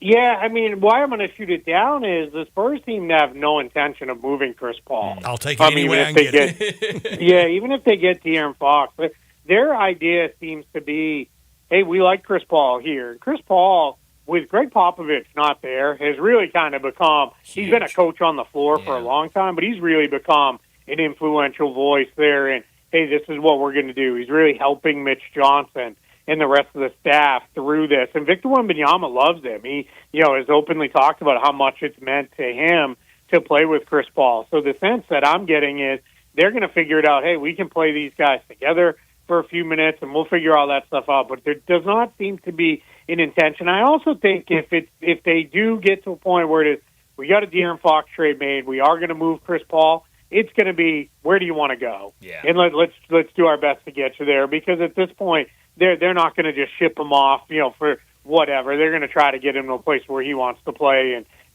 finish it out, or at least get a step closer to finishing this off. Yeah, I was just so done with Chris Paul after that 2013 playoff exit. The Grizzlies beat them. They exited.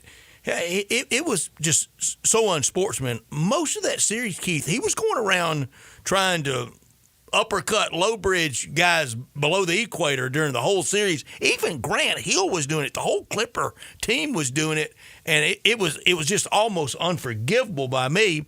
Now, I swallowed my pride and kind of for a year forgave Matt Barnes after that series, but I don't know about Chris Paul. I don't know if I could. Thank you, Brett. If I could deal with Mario Chalmers becoming a Grizzly, Well, you just dropped a house. I mean, on me. you just dropped a whole neighborhood. Mario Chalmers ruined my childhood. My entire childhood was ruined by that man. Field therapy places up around town, and I cheered for him as a Grizzly. True. Okay, you're right.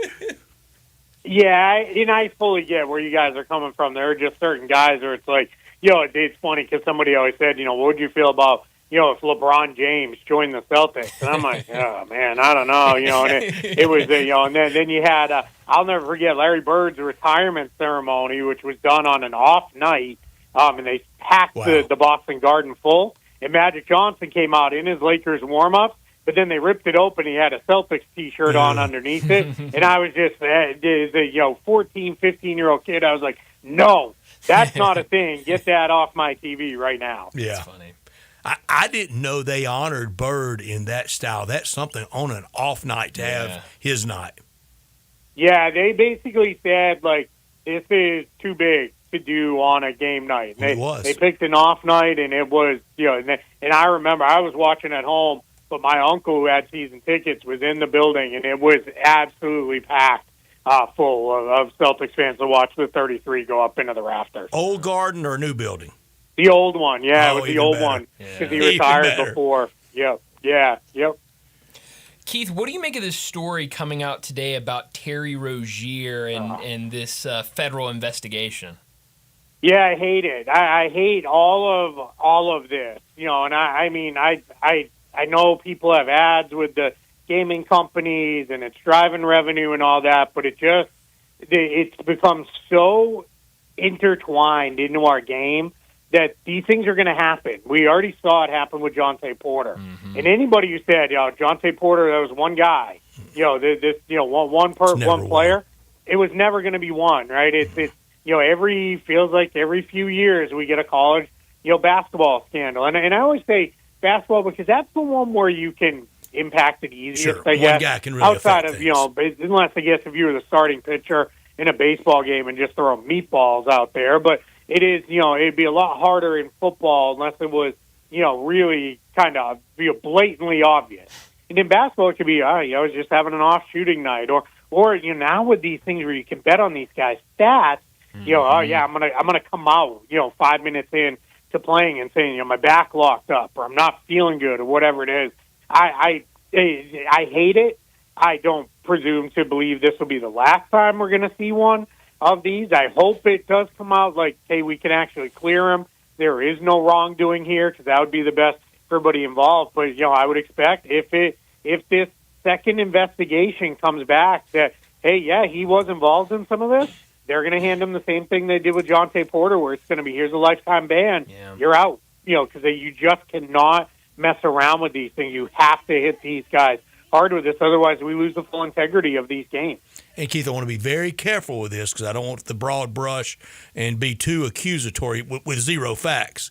But I think we're terribly naive to think that one of these days in some sport, maybe even college sports that's had a lot of stuff through the years, we're going to have big name. We're going to have star player. And here's the scenario that I fear that it will happen to. Maybe they don't need the money, but they've got a friend, a relative, an associate, somebody in their very close clique that, let's say they're tired of lending money to, and they tell him, look, I'm not lending you anymore, but you do this on thus and so. Yeah, I mean, and I don't want to turn this into a 10 o'clock TV serial here, but we're going to have one of these where it comes up with, hey, I've got something on you, that you don't want out in the world. And, that could be the way these things play out. And that gets, where it gets really, really worrisome, and it's, I get when people come back with, is this worse than, somebody hitting their partner or somebody, drunk driving and all those things. It's all bad. It's exactly it. It's all bad. And in all sports, we should be better than just, well, he wears my jersey now, so I'm going to forgive. Forget. Like, we should all be better about it. But it is, these are the worlds we live in with this stuff. And I hate it so much. And I don't like the fact that you cannot put on a game, a show, watch anything on anywhere without it being, hey, get a, $100 in free bets. Yeah. And then, The Athletic did a really good article about the guy who just started doing it for fun. And then the next thing you know, a year in, he's betting, women's overseas basketball because he's chasing to try to make up, the money's down because he's now down hundreds of thousands of dollars. Betting highlight 2 o'clock in the morning. It's gone a long way. You hear about these companies that are like, hey, we know you've been on a rough run. Here's, $500 in free bets. Like, it's just, that to me would be like, hey, we know you're addicted to drugs, because that's what it is, right? It's an addiction. Sure is. And that's where, it's just so prevalent. And I always say, different now when I just pick up my phone and I can fire off a couple bets. Mm-hmm. Now I'm going to get in my car, drive down to the, back of the bar and pay a bookie to, get a couple bets. And if I didn't pay up, that bookie was going to come find me. Right. And I might get a couple broken fingers or two that I have to answer questions on. But now what these companies do, they just ruin your life. They put a lien on your house and everything else, and that's it. You're completely out. Like, it's just none of this is, going anywhere good, in my opinion. But I'll step off that soapbox now. Well said. And we do those ads, we run those ads, and it's like everything else. A million times, Brian, have I said it? If you don't think you can handle it, run from it. Yep. Whatever that vice is, whatever that thing that may be holding you back, run from it. Mm-hmm. Yeah, I watch, upwards of, 5-6 basketball games a night because I'm addicted to it. And I know myself. I have an addictive personality. There's a lot of things I stay away from, in life, because I know it wouldn't lead anywhere good to me. And, and again, and I know everybody runs their, call this number or go seek help if you need it. But I really do get the right people in your life that can help you no matter what you're battling. There's people that are going to be in your corner and try to get you to a better place. And Keith, and with you said addiction. It's not. It's your job, and it's quite different, and it's your passion. But that's not imperiling others. I drink too many soft drinks, but I guarantee you, I'm not going to harm somebody in traffic because I've had too many Coca-Colas. Yeah, no, I hear. Yeah, and I'm in that same boat too. I'm trying to cut back on the sodas. I'm not even trying anymore. No. In fact, that was the New Year's resolution to drink more. Drink more. There you go. More Coca-Colas. That's right. Keith, last thing for you real quick. We haven't really brought up Jimmy Butler. I mean, I know suspended indefinitely for walking out of practice. What are you seeing with this situation, and when do you think we start seeing movement? Yeah, so we're a week out now, right? Yeah. So this is when things start getting a little more serious. And you started to hear it, right? The Heat had a major ask where it was, we want win-now players on short-term contracts and draft compensation in a Jimmy Butler trade. Now it's turned into, maybe we'll take on a little bit more long-term money. Maybe the draft picks don't need to be as much, and those things. And I always say, the trade deadline's a sliding scale, or it's two scales that need balance. Every team says we need 2 first-round picks, and the rival team trying to trade for the guy says, how about 2 seconds? Then you get a week or so out, and it's, all right, how about a first and a second? All right, great, we found common ground, and we go. It's Andrew Brand. I steal it from him, the football guy. Mm-hmm. But he always says deadline spur action. That's where we're at. Yep. So I think we're going to get movement on a Jimmy Butler trade. He will not be on the Miami Heat a week from now when we talk. He will be traded. I think it may happen sooner rather than later, simply because what is very likely with this trade is multiple teams, a lot of salary, a lot of players involved. And I think what we're going to see is that's not one you want to still be trying to hammer out at 2:30 on deadline day. Right. That might get done a little earlier. And now that the Heat are being more reasonable, we're in a place where we can definitely see that come together. Yeah. Definitely time to start keeping an eye on who those teams Strong will stuff, be. Keith. Yeah, Real Keith, good. as always, Great. so good. Thanks so much for joining us. We'll talk to you a lot to get to next week with trade deadline. We'll talk to you then. I appreciate it. Thanks so much for having me. Thank you, Keith. Keith Smith with us every week talking the NBA. All joking aside, Brian, when we do the ads and we talk about the Tennessee hotline, and we kind of, on a bad miss, we'll joke, call the hotline. Yeah. There is some carnage out there with people. Yeah, absolutely. But it is with anything, and I can't be, and I don't want to be, the moral police. Right. You got to fish your own line. Yeah. And sort it out what you're capable of handling and not. Yeah. And then if you think you're not, run from it. Yeah. I mean, and like you said, it's different with everybody. Like I can be very good on when I'm gambling and, hey, it's not my week. I'm not winning. I'm not going to throw $200 into my account. I've got buddies. They start losing. And it's all right. Here goes another $100, and I'm going. I know yours is low stakes for funsies. Very low stake, just for fun. Now, you may play a highlight game at 3 a.m. though. I'll stay away from the highlight, but I will play some. I play the TGL week 1 just to say I bet on it. But that's just action. That doesn't count. No. The best thing about the new year is getting something new to drive, and you can do that at All Star Chevrolet in Olive Branch, where all the Silverados are. Get $1,500 back in extra savings when you trade in a 2011 or newer passenger car or light-duty truck. 1.9 financing on new Blazers or 2.9 with no payments for 90 days on a new Equinox. You can be payment-free until April. Your good credit deserves it, and you get it at All-Star Chevrolet first exit when you cross into Mississippi on Highway 78.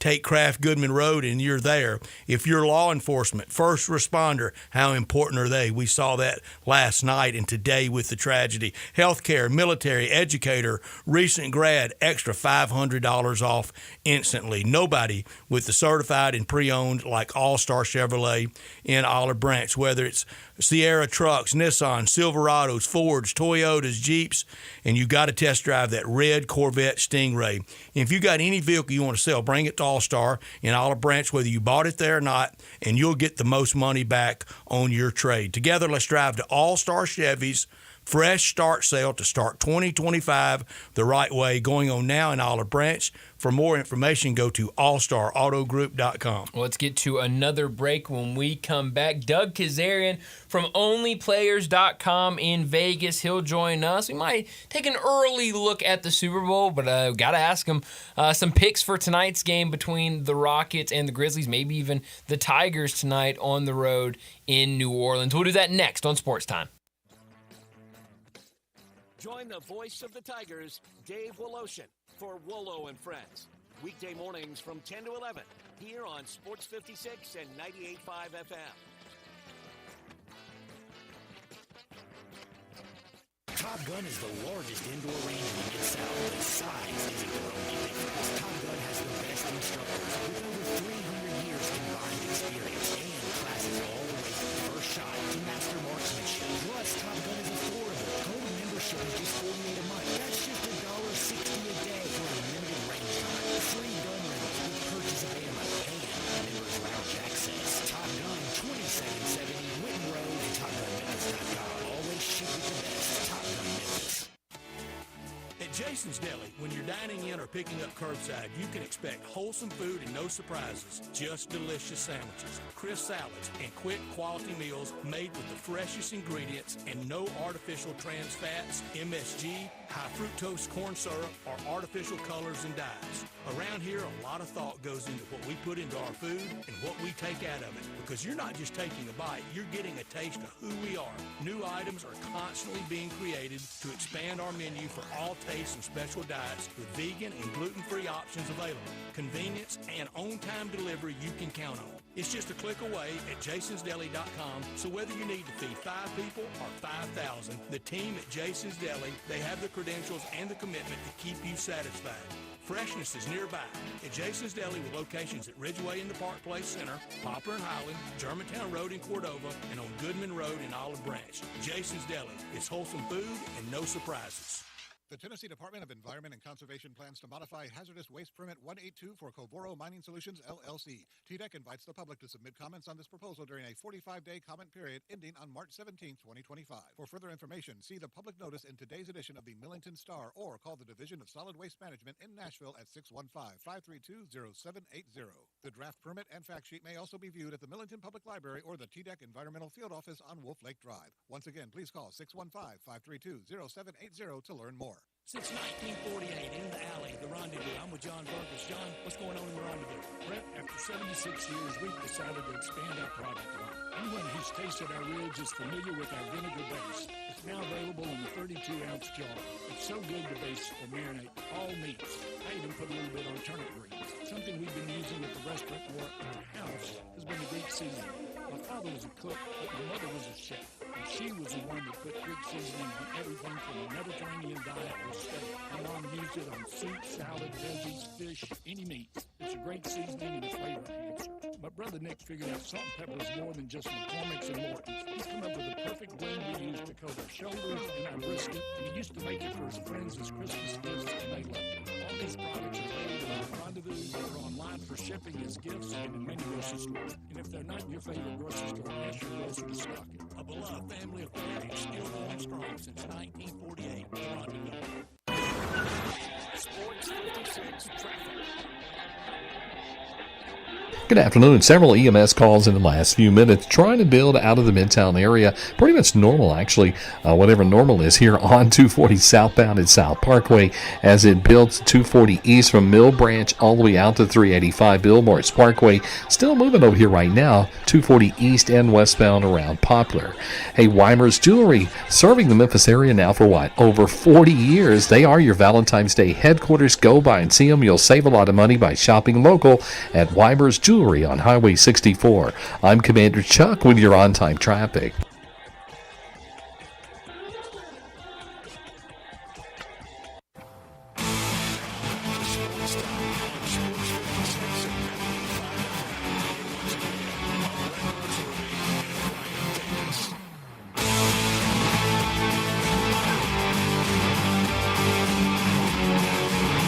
Welcome back into Sports Time. Bryant and Brett with you, and joining us now to talk some wagering, Doug Kazarian from OnlyPlayers.com out in Vegas. Doug has been so good with us. Another under on the 3-point makes last week. I don't want to put you in a corner, Doug, but I might have to get one of those like every week or something. I don't know. It's gonna be tough to top, but back-to-back weeks you've cashed in with us on that.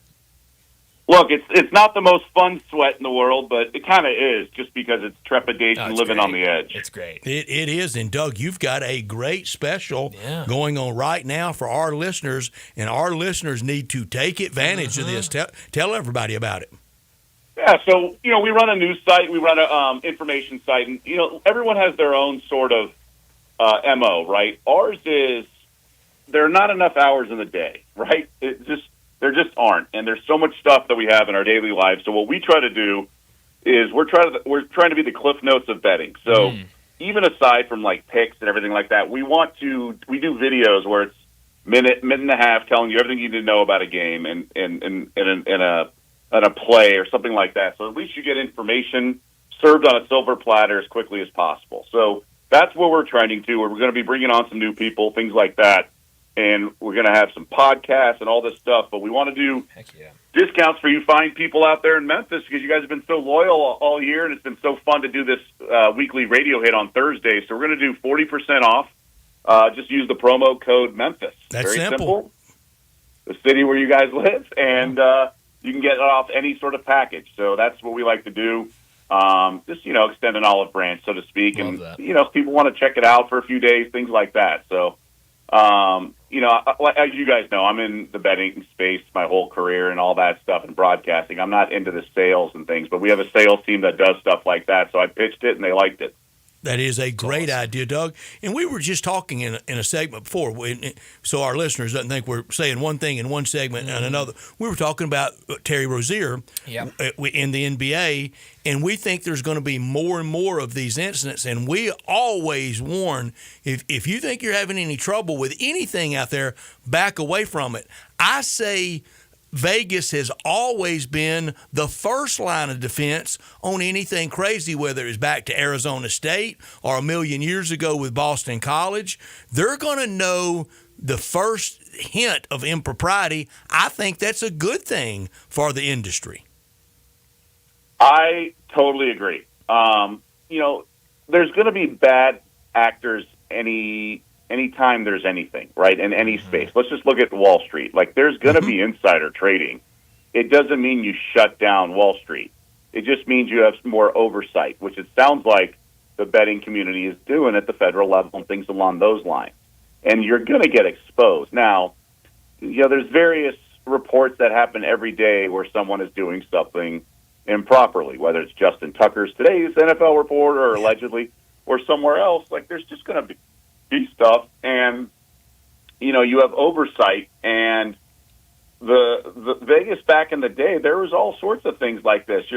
These people aren't the first people to think of this, trying to do something shady, and you're just going to get busted and things along those lines. So there is no quick solution in a cheating way. It's all baffling to me, but we'll see how it all plays out. The NBA, I believe, said it's been cleared. Rozier has. So it's very different than some of these fringe NBA players who've never made much money, but it's weird with Rozier involved. But it'll sort of come to the surface eventually. But yeah, you're right. Like, Vegas doesn't take this stuff lightly. They go all in, and obviously now on the federal level, they're attacking and have a lot of oversight. I tell people all the time, Vegas doesn't have to do anything goofy. They're going to win their share straight up. They want straight up games. And Doug, we will see it next week somewhere. Somebody will do the story on the Super Bowl that probably put the Super Bowl on the map.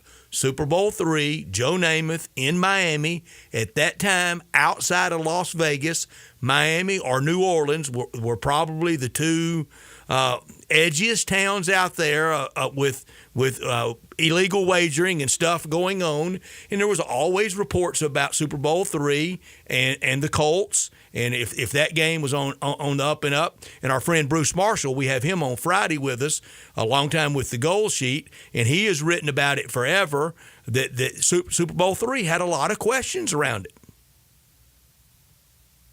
Obviously, there's been shady stuff over the years, but it doesn't mean everything is shady. We talk about it right now with the NFL script. Oh, it's fixed. Oh, it's Mahomes this and things like that. Well, if you think it's fixed and Mahomes, go bet it. Go bet the Chiefs with everything, That's every right. dollar you you bet have. the other side. Oh, you're not going to. Oh, so maybe it's not fixed, right? So there's always going to be allegations and nonsense, but sometimes there is something. I mean, look, we've had Tim Donaghy come to surface about the old NBA rules under David Stern. One rogue official, right? But it happens in every industry. There was a report at Fox Sports with what's going on over there, right? It happens even in TV.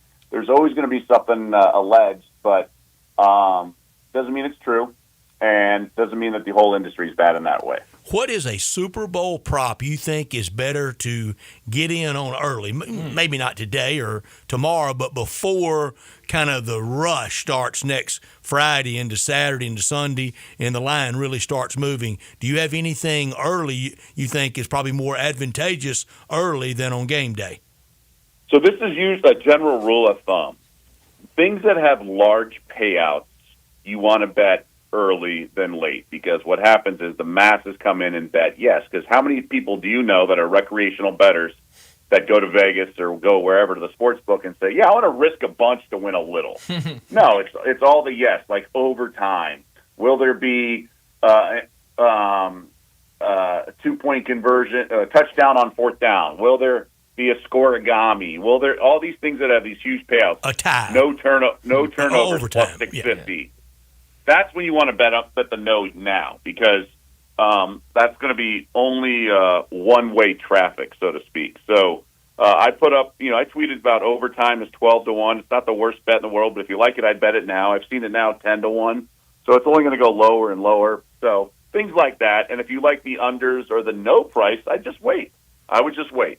Do you know of anything right now on if there's a successful 2-point play? I think it's minus money. Oh, it is? Okay. I thought you might be getting some value there. The Chiefs, will there be a fourth down conversion in the game like minus 700? Holy cow. So, I mean, just think about how far we've come as a football league and everything, just what it used to be and what it is now. That is insane. Keith, I want to go to some of the action tonight and talk about the Grizzlies tonight. Against the Rockets, a team they've really struggled against. What do you see in this game? I think right now the Grizzlies about a 5-point favorite tonight. What do you like in this game? You know, it's funny. I write for the New York Post about 3 articles a week, and I wrote a piece on this very game, and I thought it was going to be really interesting. And it just posted online because they do some sort of search engine optimization, a couple hours, whatever. So I think it's a fascinating handicap because Houston has been the better team in the 3 previous meetings. They're 3-0. They're going for the season sweep, but they're catching Houston's at the tail end of their road trip. Mm-hmm. So it's Monday, huge win in Boston, given Ime Udoka's pass with the Celtics. Then on Tuesday, they go down to the wire with Atlanta, win by 4, take a day off, and now they're in Memphis against a Grizzlies team that hasn't played since Mondays, coming off its worst loss of the season, 37 points, season-high 26 turnovers. Ja's been under 20 points 4 straight games, so much that he deactivated his Twitter account. I don't know if that's the individual's version of a team meeting, but, you know, and I think it's Memphis or pass, man. I think you just have to take a leap of faith on the Grizzlies here. Tonight in college basketball, the Memphis Tigers against Tulane. Anything there? 6.5-point favorite. So I'm always going to look to fade Memphis. A lot of people did against Temple. I think the last time we talked about them on this show. Not in a rush to bet this game. I understand the allure of fading the Tigers, but when it's clicking, it's danger zone. So I would say 6 is the right number, but I would need not that it ever was this, but I would want 9 to back Tulane. Have you had the Magic college team that you're kind of riding this year? Well, I mean, the hoopla right now is on fading Green Bay with Doug Gottlieb as the coach, right? He's been not good against the spread. Now the last game depending on the line, it depends who covered. Tonight they play as well. That's a team. Oakland. For me, I'm taking Oakland minus 14.5 for passing. Green Bay's been down some starters lately.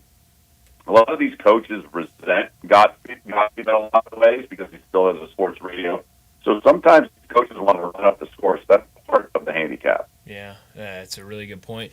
Back to the NBA, is there anything else you like tonight? Anything on the player prop side?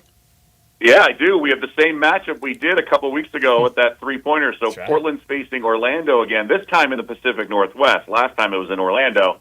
And I like the same bet, Denny Avila, under 1.5 made threes. And so what happens is... Denny Avila is going to be my new retirement fund. You're going to buy a jersey. That's right. So basically, Orlando has a really slow pace, and they allow the fewest 3-point attempts per game, and also the fewest 3-point makes per game. So I like to pick the guy that they're going to really sort of focus on because they take away the short corner 3. That's the target of every offense, so it's the target of their defense. And Avdia is a guy who thrives in that sort of short corner. So Orlando likes to take it away. So that's why I'll ride with Portland under 1.5 made 3.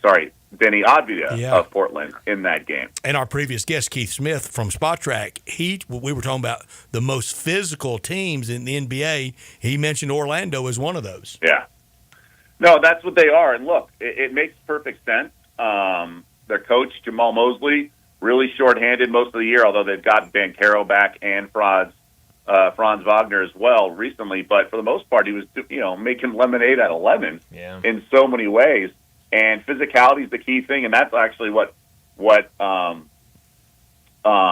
Jenkins was talking about the Grizzlies in their last loss to the Knicks and the previous meetings with the Rockets. It's all about the physicality. I'm expecting a big thing out of Memphis, and I think they're going to protect the ball tonight, too. I like the under as well. I like under 237, and I like under for the team total of Houston. we just got word that Segun's likely going to play, and he's like 10th in defensive rating, 7th in defensive win shares. He's really solid. So I just don't think, given the end of the road trip, I just don't think Houston's going to be able to put up some points. So their team total, and that's a really high total because I do think Memphis is going to get out and run, but eventually it's going to be a slower pace. So I do like under 115.5 for the Houston Rockets team total. The Grizzlies with some wild totals this year. I mean, they look like and Doug, I can remember when that was All-Star game, 240, 245. That was All-Star game over and unders in the 80s. That's a great point. It really was. What Memphis does is they just take the ball out of the hoop and run it right back at you. Sure it's do. really crazy, and they all bomb. And so they were really poor shooting the other night. I just think it's going to be a bounce back spot, and if not, they play the Milwaukee Bucks on Sunday. Then it'll be a bounce back spot because of their bad defense. Yeah. Doug, I'm going to ask this next question. I'm going to do it today instead of next week. And I told a good platonic buddy, girlfriend of mine, I can't ask him that because there's no science to it. But I'm going to do it. Do you have any advice for buying squares on the square game for Super You mean Bowl? before the numbers have been picked? Right. Right. It's a great question. I mean, You like know, the it's a location on it. Yeah, it's a fascinating thing because, in theory, the bottom left corner of the square should be just as valuable as the middle. Well, sure. I mean, any one of the 100. Yeah. Right. So, I'm with you. It's worth asking, but no, there's no rhyme or reason to it. You know, it's funny. When I was like in 4th grade or something, I went to a family friend's like New Year's Day party, and I was there, and some kid was doing the squares, and they had the numbers on the sides before you picked the squares. Oh yeah. And so in like 3rd or 4th grade, I knew to pick 3, 7, and 0. Yeah. I figured that out on my own. I got a friend of mine. He was at a big Super Bowl party where it was somewhere pretty exotic, maybe like in Palm Beach or somewhere, and the squares were going $500 a square. Oh, so sure. So think of that pot. Yeah. And it was a game that first quarter and halftime fell on 3-3. I think first quarter was 13-3, halftime 13-3. Third quarter stayed at 13-3, and he won 3/4 of it. So that out of a $50,000 pot, they were splitting it up 4 ways. He won 3/4 of it. Good Lord. Nice work. Very nice. That's what you dream of. You make more than some of the Super Bowl bonuses for the players. That's right. Make more than the clubbies make, for sure. That's absolutely right. Doug, last thing for you. Remind everybody that great offer that you are giving to our listeners. Oh, I appreciate it. So, basically we do a lot of work behind the scenes. We try to do the legwork, the cliff notes of betting, if you will, by giving you videos of a minute and a half and my picks. And, look, as you guys know, I don't come on here and tout a bunch of stuff, but I'm up 83 units this month alone. Wow. This month alone. So anybody who wants to come in and check things out, it's 40% off any package you want, anything top to bottom. So the code is Memphis. Just use that promo code, sniff around. The website is onlyplayers.com. Love it, Doug. Great stuff. As always, thanks so much for joining us. We'll talk to you again next week. All right. Take care, fellas. Thanks so much. Thank you, Thanks, Doug. Doug Kazarian joining us from onlyplayers.com. I had one of my bosses when I worked at ATC. Her family did the square, and she was like, "You want to?" And I was like, "Sure, why not?" I think it was like $5 a square, nothing crazy. And she was like, "All right, we'll write your name down in whichever square." And I go, "I'm busy right now. Just I'll buy 4 squares. Just put them wherever. I don't care." No, you gotta write them. I go, "It doesn't matter where I write them down. It's random. I don't care where I go because I have no input on it." And she was like, "Well, just write them down somewhere." And I was like, "Fine. I'm going to stop working right now, and I'm going to write my name down in 4 different squares. I'm really going to take my time to think about it so you can pay me to fill this square out." And Didn't win anything. Oh, I thought it was going to be a great. No, well, nothing to it. So when I buy them and buy them, and you buy them before the numbers are placed, I buy them all in the same neighborhood, not where they'll fall on the same number, but in the neighborhood. So when I call the place on Super Bowl Sunday, go tell me what numbers I got. It's easy for them to find it in that big glob of numbers up there. Nothing crazy. And names. Yeah, I think I won out of the 3 years. I think I've done it with her. I think I've only won once. I've had good square game luck in my life. Yeah, I have not. Except one night I got roped into a Cardinals 1987 World Series square game against the Minnesota Twins. Okay. Well, baseball doesn't work for square games for this reason, and this is the number I got. 0-0. I can only win 10-0. That's right. Yeah. Huh. And I said, well, that was $5 thrown away. That's strange. Yeah. That's really strange. I've never heard of that. But got a friend of mine several years ago. This is big hitters. Yeah. 1,000 a square. Whoa. One winner. Oh. That's 100,000. Holy cow. He won. But you have to throw the Super Bowl party the next year, and it's got to be in big style. Yeah. For that type. Wow, a lot of strings attached to that one. I can't even get near any of that. No, thank you. Don't want to. No, thank you. That's way above my price. Five's range. enough. 5 is plenty. Well, let's go ahead, get to another break. When we return, it'll be time for Big Number of the Day. Broadcasting from the Family Leisure Studio, we are Sports 56 and 98.5 FM. Shop, compare, and save from hundreds of experts to turn your dream home into a reality. We have everything to help you remodel, refresh, and beautify your home inside and out. So come on out to the home show of the Mid-South, January 31st through February 2nd at the Agri Center. You'll find special show pricing on kitchens, baths, patios, and landscaping, flooring, cabinets, windows, roofing. It's all at the home show of the Mid-South, January 31st through February 2nd at the Agri Center. Visit MemphisHomeShow.com. That's MemphisHomeShow.com. It's inevitable. Rain, snow, and ice are coming, and they'll make driving a challenge. Thankfully, the experts at Tire Rack know a thing or two about conquering winter's worst. New tires elevate traction and braking, and they'll keep you safe. Tire Rack sells only the best, like the full line of Falcon tires. Go to TireRack.com/Colin, build a tire and wheel package for DIY installation. Ship fast and free, and backed by 2 years of free road hazard protection. TireRack.com, the way tire buying should be. Join us celebrating 26 years of Napa Cafe. Hi, I'm Glenda Hastings, owner of Napa Cafe, and I'm inviting you over for dinner. Treat yourself tonight with a delightful dinner of scrumptious combinations, fresh salads, homemade soups, or maybe start with an appetizer, like our baked Dungeness crab dip with manchego cheese, lemon, garlic, and French baguette toast. Drift into one of our fresh seafood dishes, like the caramelized sea scallops with curry beurre blanc, black forbidden rice, and Thai mango salad. Or our ancho honey glazed salmon with creamy black bean puree, avocado pico de gallo, and jalapeno crema. Maybe you're looking for something cozy and comforting, like our Duroc pork chop with apple brandy demi-glaze and blue cheese bacon mashed potatoes. We have something for everyone. Napa Cafe, open Wednesday through Saturday for dinner starting at 5 o'clock. For reservations, visit our website at napacafe.com. Come join us as we celebrate 26 years of Napa Cafe. I'd sure love to see you. Join John, Jerry, Dez, and your Memphis Grizzlies tonight at 8:30 when they host the Houston Rockets. It's time to get loud, rally the squad, and get ready for an epic matchup by securing your tickets today at Grizzlies.com. Sportstime on Sports 56 and 95 FM. Once again, our regulars will be Ryan Davis.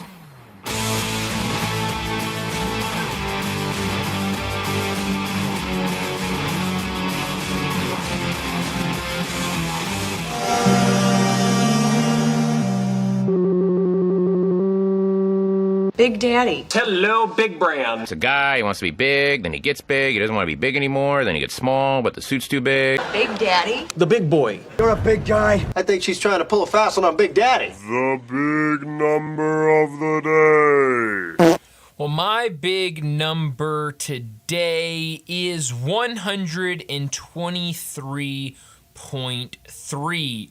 This was put out earlier today by NBA Communications. The Grizzlies are averaging an NBA leading 123.3 points per game, which puts them on pace to have one of the highest single-season scoring averages in NBA history. When you look at where the Grizzlies are and who they would kind of be in the mix with, you look at the Grizzlies right now, like I said, 123.3 points per game. That would be the same as the 23-24 Indiana Pacers, who are at 123.3. Right behind the 83-84 Denver Nuggets, 123.7. The 59-60 Boston Celtics, who are at 124.5. The 66-67 76ers, who are at 125.2. The 61-62 Philadelphia Warriors, who are at 125.4. That was when Wilt Chamberlain did score 100 points in a game year. Debatable, so we can throw that one out. And then number one all-time, the 81-82 Denver Nuggets, 126.5. So if the Grizzlies can keep this up, and you just mentioned it with Doug in the last segment of how many points the Grizzlies are scoring, they would be in some pretty good company. I guarantee you in the 80s, NBA All-Star games. Oh, yeah. Totals. Yeah, that was a good point by you. I remember it well, and often didn't approach getting there. So you're thinking the Wilt 100-point game. You're still hanging with was the original, the sports SOP. I need more evidence on it. You know? Just that one picture's not going to do it. Box score, one picture, testimonials from being in the game. There's too much on the other side going against it. My big number is 34. Tonight will be the 34th meeting at Tulane between Tigers and Tulane in that series history. The Tigers lead 22-11. Wow. Doesn't feel like it, though, Doesn't feel like it. Because of the recent thing. history, yeah. And we know that the loss to Tulane, that 3 straight, it has created freak out. Yeah, it has. It would tomorrow. Oh, man. It will late tonight if they lose, but they're not going to. Yeah, no, you're right. If they go out there and lose tonight, it will be absolute freak out because it always is. When Memphis has won 15 of the last 19 against Tulane. But we focus That's great. on 3. Yeah. It's most recent. It's what's been going on, and it's been so very dreadful. It has. All but inexcusable. Yeah, but I think this year, this time, very different. And Hunter's a good coach, but we're not talking about going up against Denny Crum. No. He's a good coach, but he is. I mean, this is not a coach that should be just completely out coaching you every single time you play him, and so I don't think we'll see the same tonight. But that game here in a lot longer than it usually is. 8:00 tip-off in a tonight. In a while. It's going to be some downtime before that game starts, and then you'll get a little bit of everything at the same time with both the Tigers and the Grizzlies starting in that 8:00 hour. But speaking of the Tigers, let's go ahead and wrap up our second hour, because when we return to start our third and final hour, we're talking a whole lot of Tigers with our friend Greg Gaston.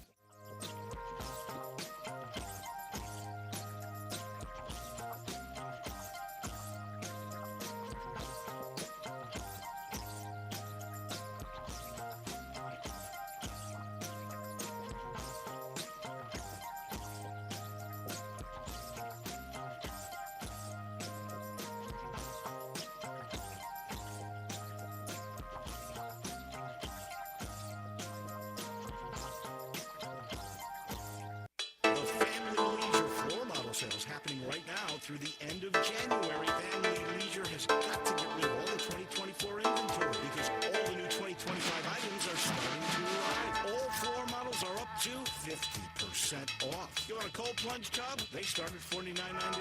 Go the other route with a hot tub. Get $3,000 off with free steps and chemicals. Family Leisure has pool tables, arcades, ping pong, air hockey, even baseball tables from 20 to 60% off. Family Leisure has theater seating up to 75% off. Plus, now's the time to start thinking about pool seats. You can buy it now, get on the installation schedule, and be ready before everyone else. Special financing is also available. If you want to get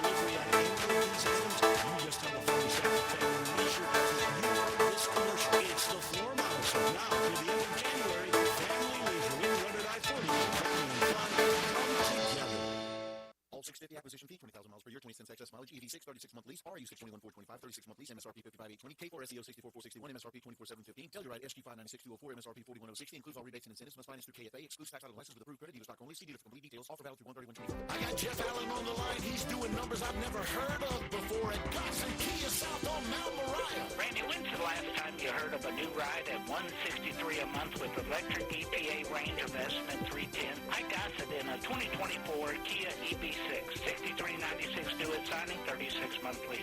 Or a 2025 K4 GT Line, $206 a month, $34.99 due at signing, 24-month lease. 2025 Telluride S front-wheel drive, $398 per month, $39.99 due at signing, 24-month lease. And every Gossett Kia comes with Kia's 10-year, 100,000-mile powertrain limited warranty. So whether you live in Horn Lake, South Haven, Olive Branch, or Memphis, you'll be happy at Gossett Kia on Mount Moriah. They're finally gone. The holidays are over and your relatives have finally gone back to where they live, and you're free to live the way you want to live. Visiting Bell Tavern, Memphis' perfect downtown neighborhood bar, as often as possible. We both know that during the holidays, you hauled your out-of-towners to Bell Tavern, and they had a great time. Couldn't stop talking about Bell Tavern. But now, you can be at Bell Tavern without having to tiptoe around politics, because no one at Bell Tavern has any interest in talking about politics. Leave politics outside of the bar. And your relatives. Don't miss the Grizzlies of tomorrow when the Memphis Hustle take on the Raptors 905. Friday, January 31st at the Landers Center at 7 p.m. Visit memphishustle.com for tuning details or to buy your tickets today. Sports 56 traffic. Good afternoon. It's building out here just a bit in the last few minutes on 240 East from Mill Branch all the way over to 385. Some of that traffic's getting on to Bill Morris Parkway going outbound, and some of it's continuing on 240 East up by Poplar to Walnut Grove. It won't be long before it builds even more. They're going outbound on Sam Cooper. That's been interesting at times. And then that construction zone there going outbound on Sam Cooper towards Perkins. If your lawn needs a little bit of help this time of the year, don't worry. Lawn Solutions can help you out. They've got over 30 years experience. Call Lawn Solutions right now. 901-867-5626. I'm Commander Chuck with your on-time traffic. This is Original Sports Station. We are Sports 56, WHBQ Memphis, and W253DF Memphis. Now, back to Sports Time on Sports 56 and 98.5 FM. This hour brought to you by Jaguar Land Rover Club Safety once again. Say you stand by your man. Welcome back into Sports Time. Bryant and Brett with you as we start our third and final hour. And every week at this time, we talk Tigers and a lot to get to today with Tigers in action tonight. So let's not waste any more time. Let's get to Greg Gaston. From the Tigers sideline, it's Tigers Talk with Memphis broadcasting legend Greg Gaston. Here, Greg, Monday mornings on Sports 56 mornings, along with Nye Savoy from 7 to 10, right here on Sports 56 and 98.5 FM. On Twitter at Greg_Gaston. Here's Greg with Bryant and Brett.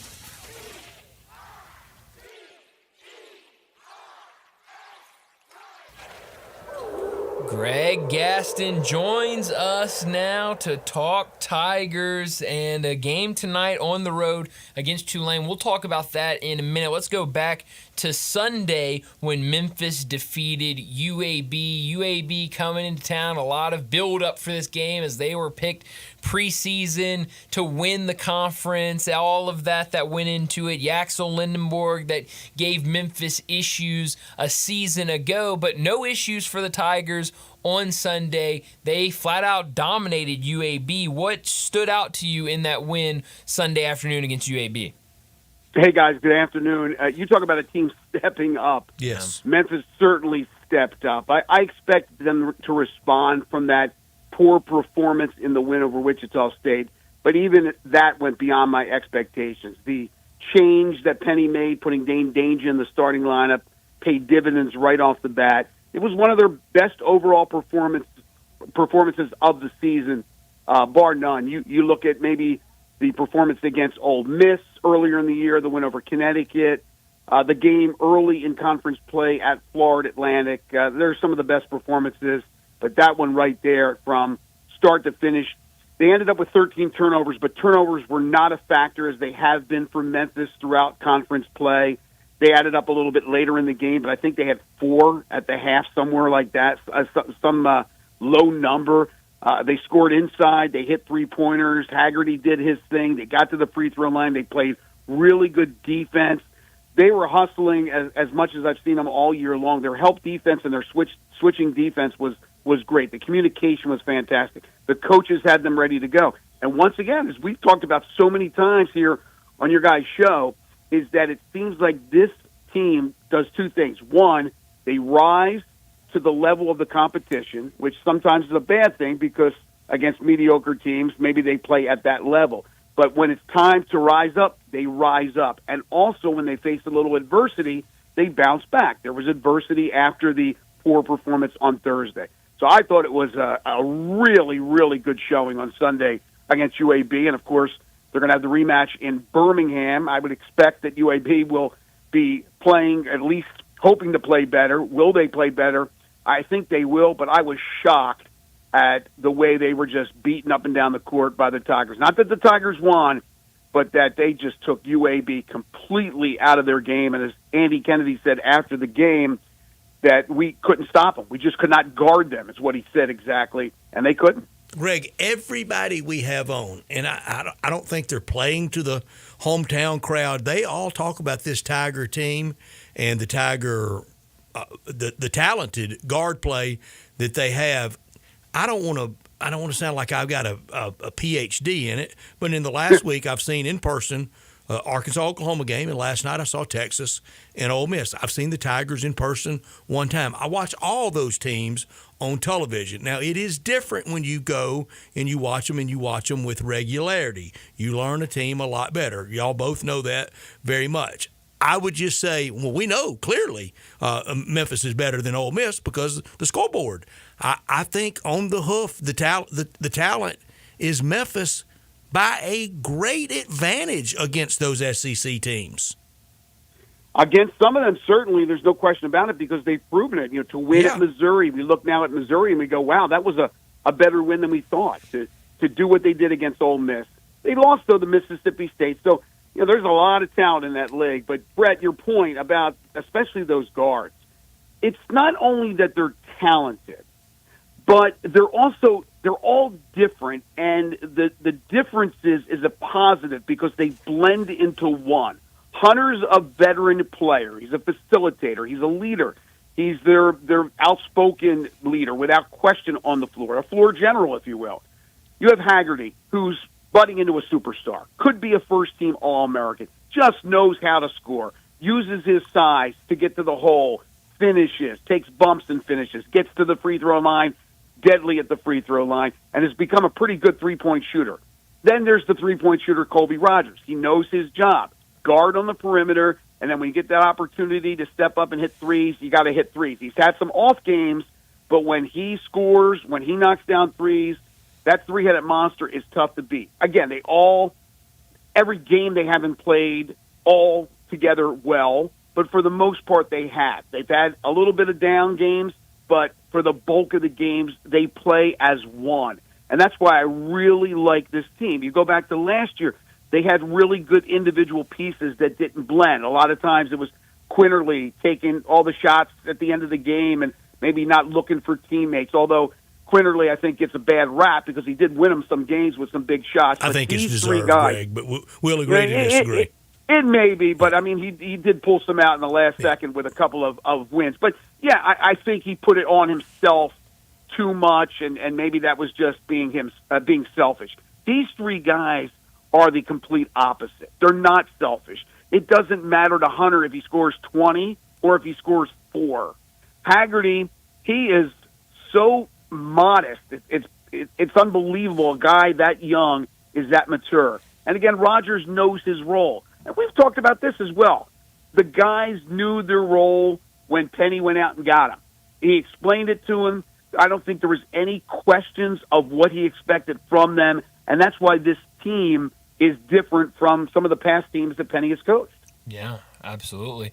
One thing that really jumped out to me in that UAB game was the turnovers by Memphis. We saw the game before against Wichita State, and really a lot of games throughout conference play that turnovers were a real issue with Penny Hardaway's team. But you look at this game, I guess it really goes back to after the Wichita State game when Penny Hardaway was talking to the media and said that things were going to have to change, especially when it came to turnovers. They were going to do things differently, and then they come out against UAB, only 3 turnovers in the first half, 13 turnovers in the game. What did you see different between what we'd kind of seen throughout conference play, turnover-wise, and then what we saw on Sunday? Yeah, it's all about being dialed in and focused. When they're focused, they're a different team. Mm-hmm. They weren't forcing bad shots. As Penny said, I'm going to have the ball most of the time in the hands of the guys that need to have the ball, and that's Haggerty and Hunter.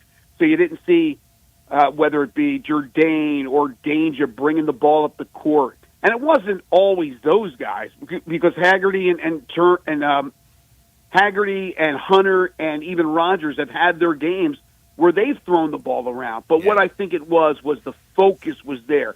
It was razor sharp, and that goes back to what we talked about a few moments ago.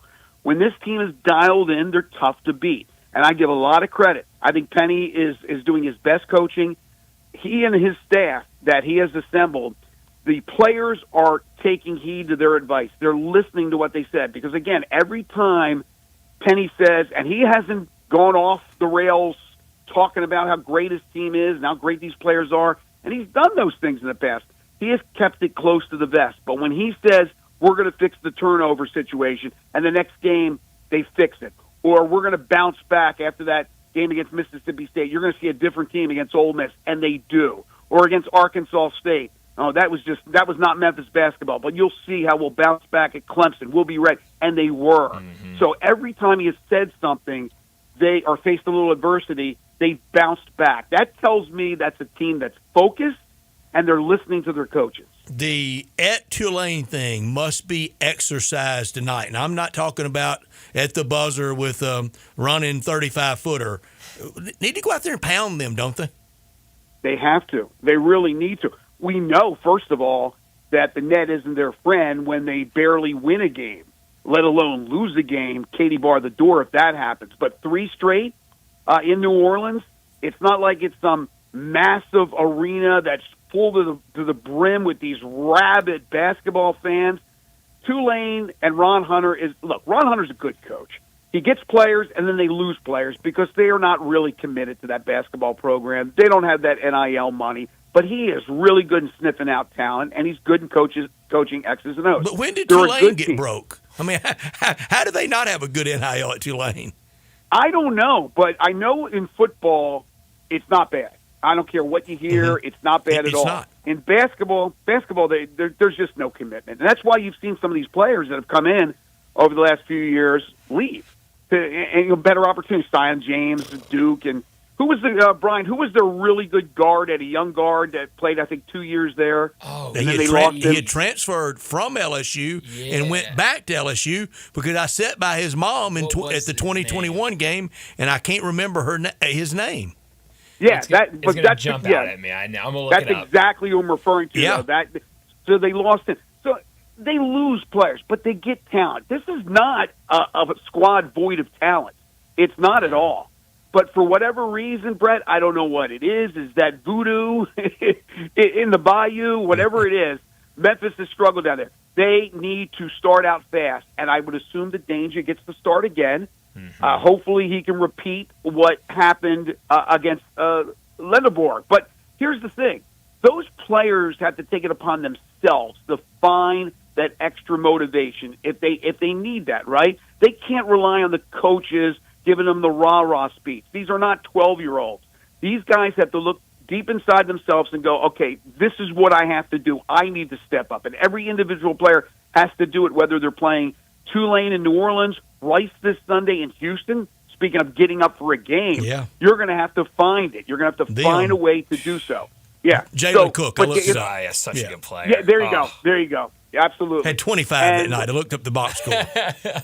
I sat by his mom, and when I left, I told her, I said, ma'am, your son played his blank off. Yeah, he did. He was a really, really good player. But, again, to answer your question, yes, have to go out there, punch him in the mouth.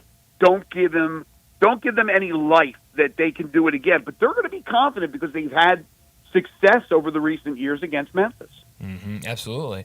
And, I mean, you mentioned what Dane Danger did, and I think my biggest question when I saw that he was going to be starting on Sunday was kind of the conversation we'd been having about him coming off the bench, of kind of being that scoring option off the bench. And you look at what P.J. Carter is doing maybe over these last games, gaining some momentum and some confidence in that shot.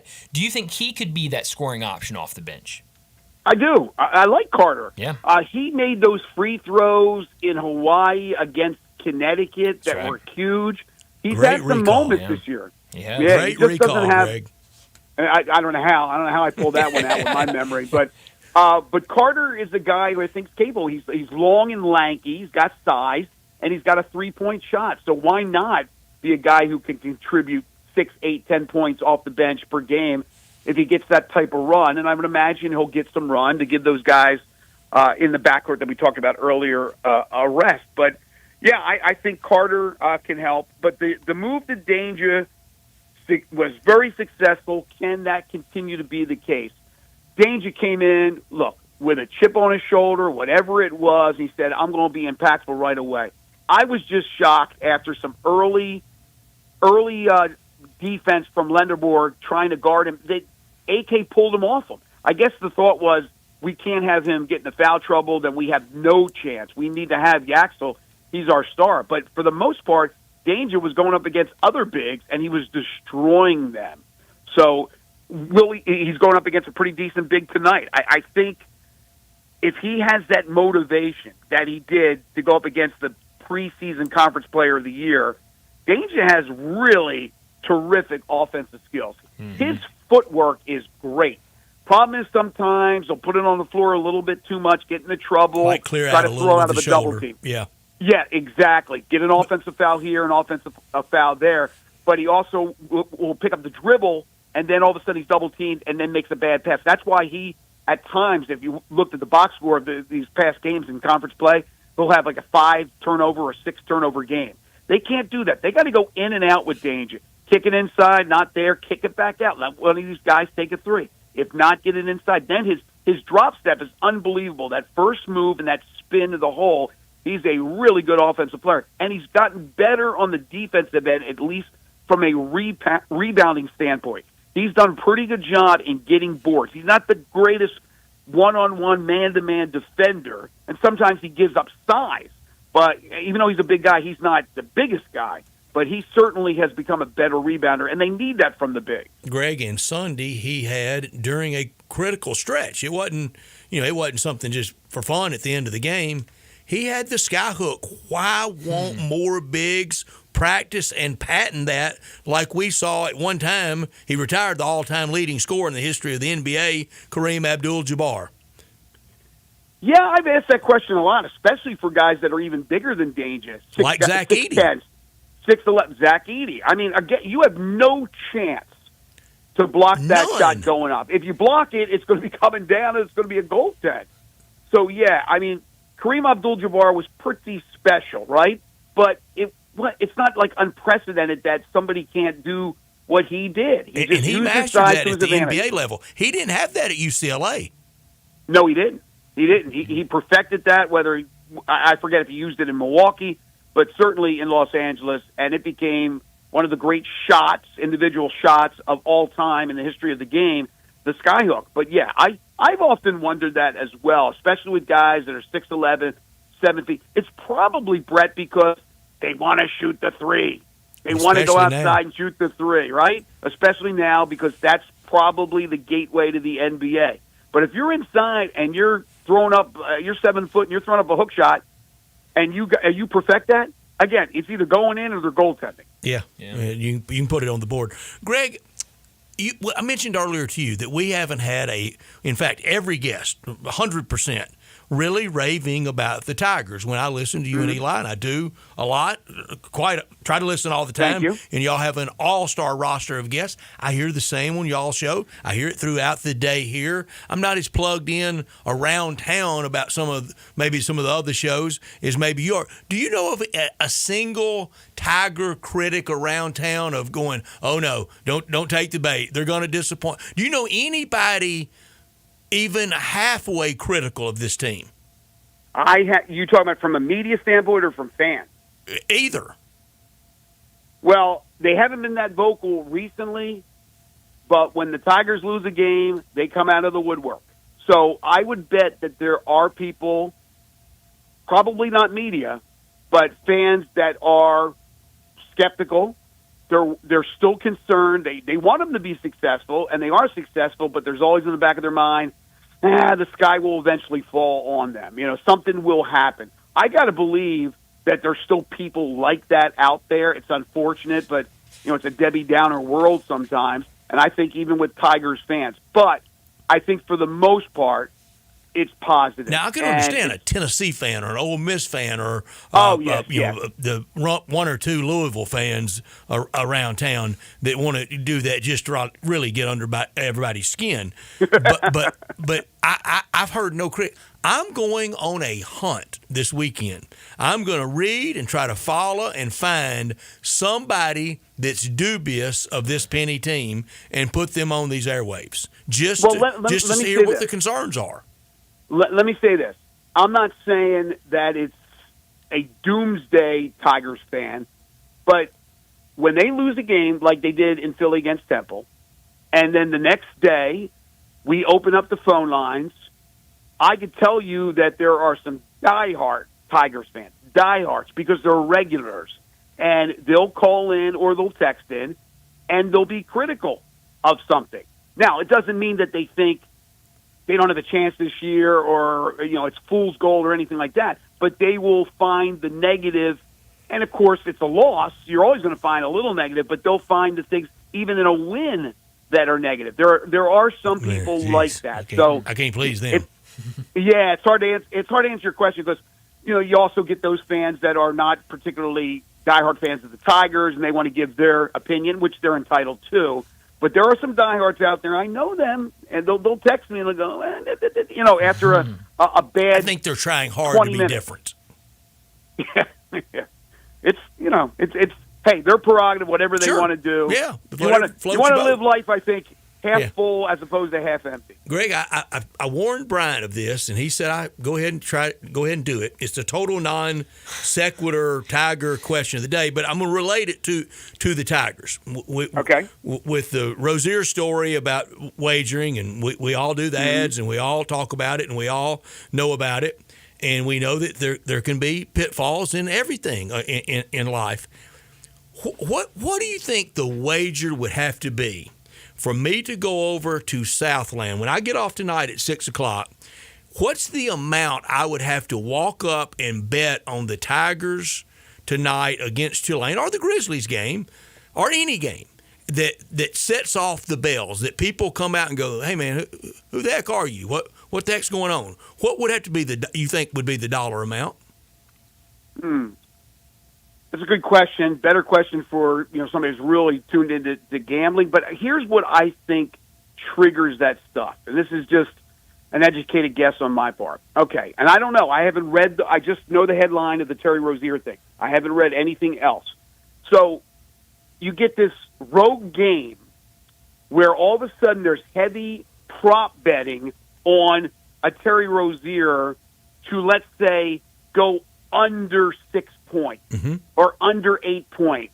That triggers things. That rings the bell for the people that watch, the watchdog people. I'm not talking about Joe Q Public. I'm talking about people involved in the industry. Okay, I'll go prop. Betting. If I win a prop tonight on Zach Edey on something, I wonder what the amount of the bet would be for them to go, hey, what's up? Who are you? What are you trying to do here? Oh, I would say if you put, I'm trying to think, if you put, let's say, Zach Edey $100,000 parlay. Well, of course. I know 100 will, but I mean, would 5,000? Well, no. Let me finish. $100,000 bet on anything is not going to prompt them just to start looking that something's wrong. People bet hundreds of thousands of dollars every day on this stuff. I'm talking about putting even $20,000, $30,000 on a bet that seems ludicrous. I'm not talking about Zach Edey to go for 25 points and 20 rebounds. This coming from a man that hit a Super Bowl exact score. You did. It's the other way. It's the low stuff. It's okay. Okay. First of all, you're not going. LeBron James isn't going to be in on the fix. But let's just, for the sake of this discussion, the great LeBron James got involved with the mob or something, and they said, "Look, you got to do this, man." And all of a sudden, the mob's putting big bets on LeBron to go like under 5 points or something like that. The guy gets double digits every single game. That's what happens. That they start to, something's going on, and that's my guess. Is Rozier? There was a game in which there was heavy prop betting on Rozier to go very much under a posted total. That's my guess. I have not read the story. I don't know, but I think that's what it is, and it doesn't necessarily have to be a $1 million bet. I want somebody in this listening audience to go to Southland tonight and do that and tell us what the result is. Well, you got to be in cahoot. Look, there's a lot of people that have to be involved, but certainly the key is that player themselves. Yeah. And all of a sudden, family members are betting, and they're betting. Again, negatively, they're betting against the team. They're betting against his props to go under and things of that nature. Then they feel that the inside information has come from that individual player. That's why they're under the microscope when something very unorthodox happens. Yeah, no, absolutely. I'm with you. Definitely some weird news, though, with Terry Rozier. Greg, as always, thanks so much for joining us, and we'll do it again next week. Sounds great, guys. Take care. Thanks, Greg.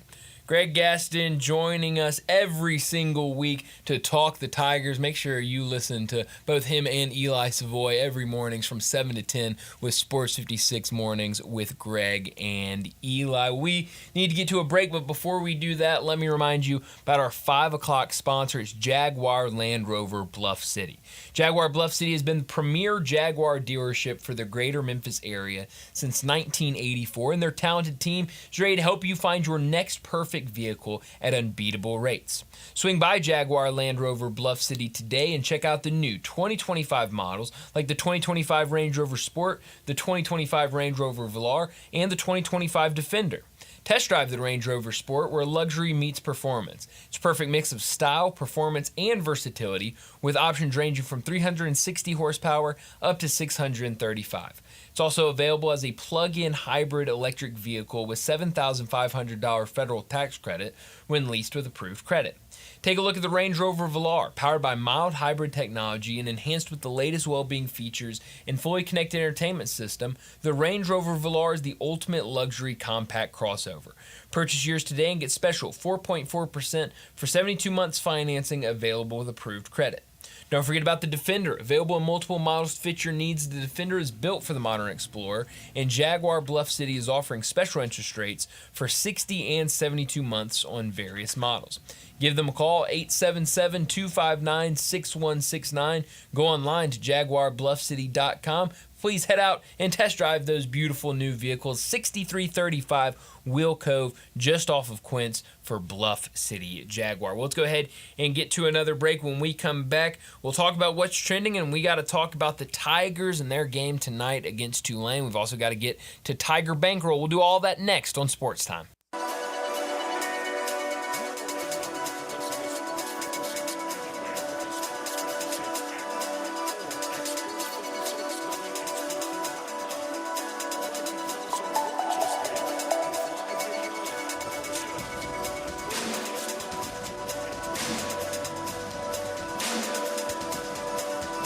The Tennessee Department of Environment Environment and Conservation plans to modify hazardous waste permit 182 for Covoro Mining Solutions, LLC. TDEC invites the public to submit comments on this proposal during a 45-day comment period ending on March 17, 2025. For further information, see the public notice in today's edition of the Millington Star or call the Division of Solid Waste Management in Nashville at 615-532-0780.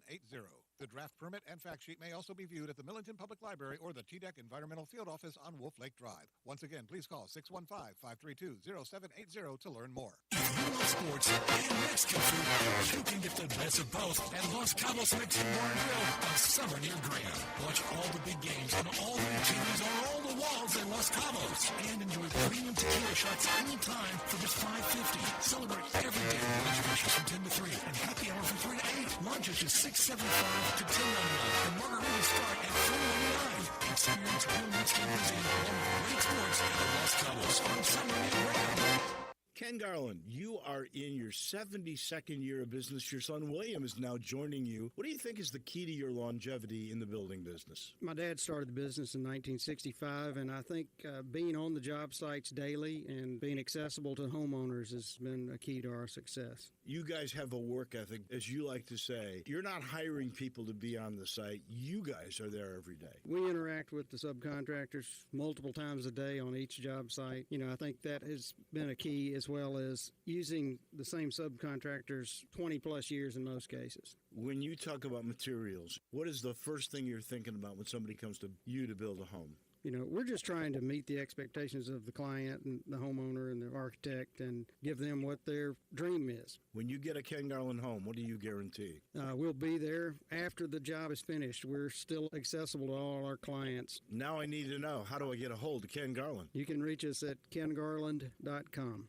New year, new savings during the Gossett Chrysler Jeep Dodge Ram Fiat Start Something New sales event on the bike. We got it covered in 2024 Jeep Grand Wagoneer L Series 3, $23,156 off MSRP and 0% for 36 or 3.9 for 72 months is available. 2023 Jeep Renegade Upland 4-wheel drive Sport, $309 a month. Buy it for $23,723 and power up in 2025 Ram 1500 Bighorn, $13,758 off MSRP or $629 a month. Plus all 2023 models, you can save up to $16,906 off. So drive past the rest, come to the best. Gossett Chrysler Jeep Dodge Ram Fiat. Online, GossettMotorCars.net. If you want it, we got it at Gossett Motorcars.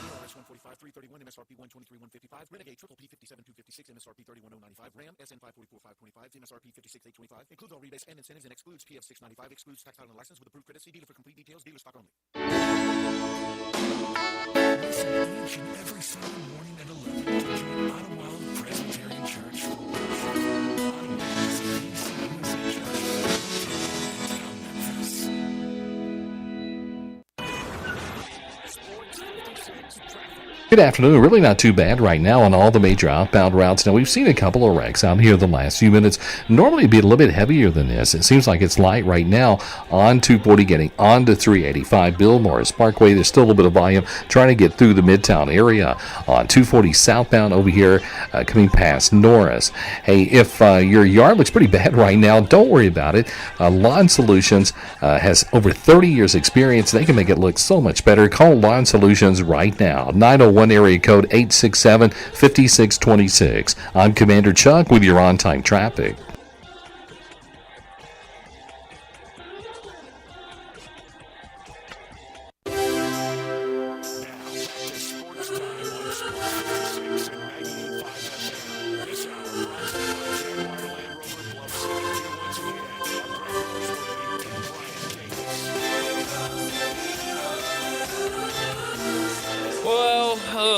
I hate to do this, but I got to start what's trending with some bad news. Grizzlies PR 14 minutes ago.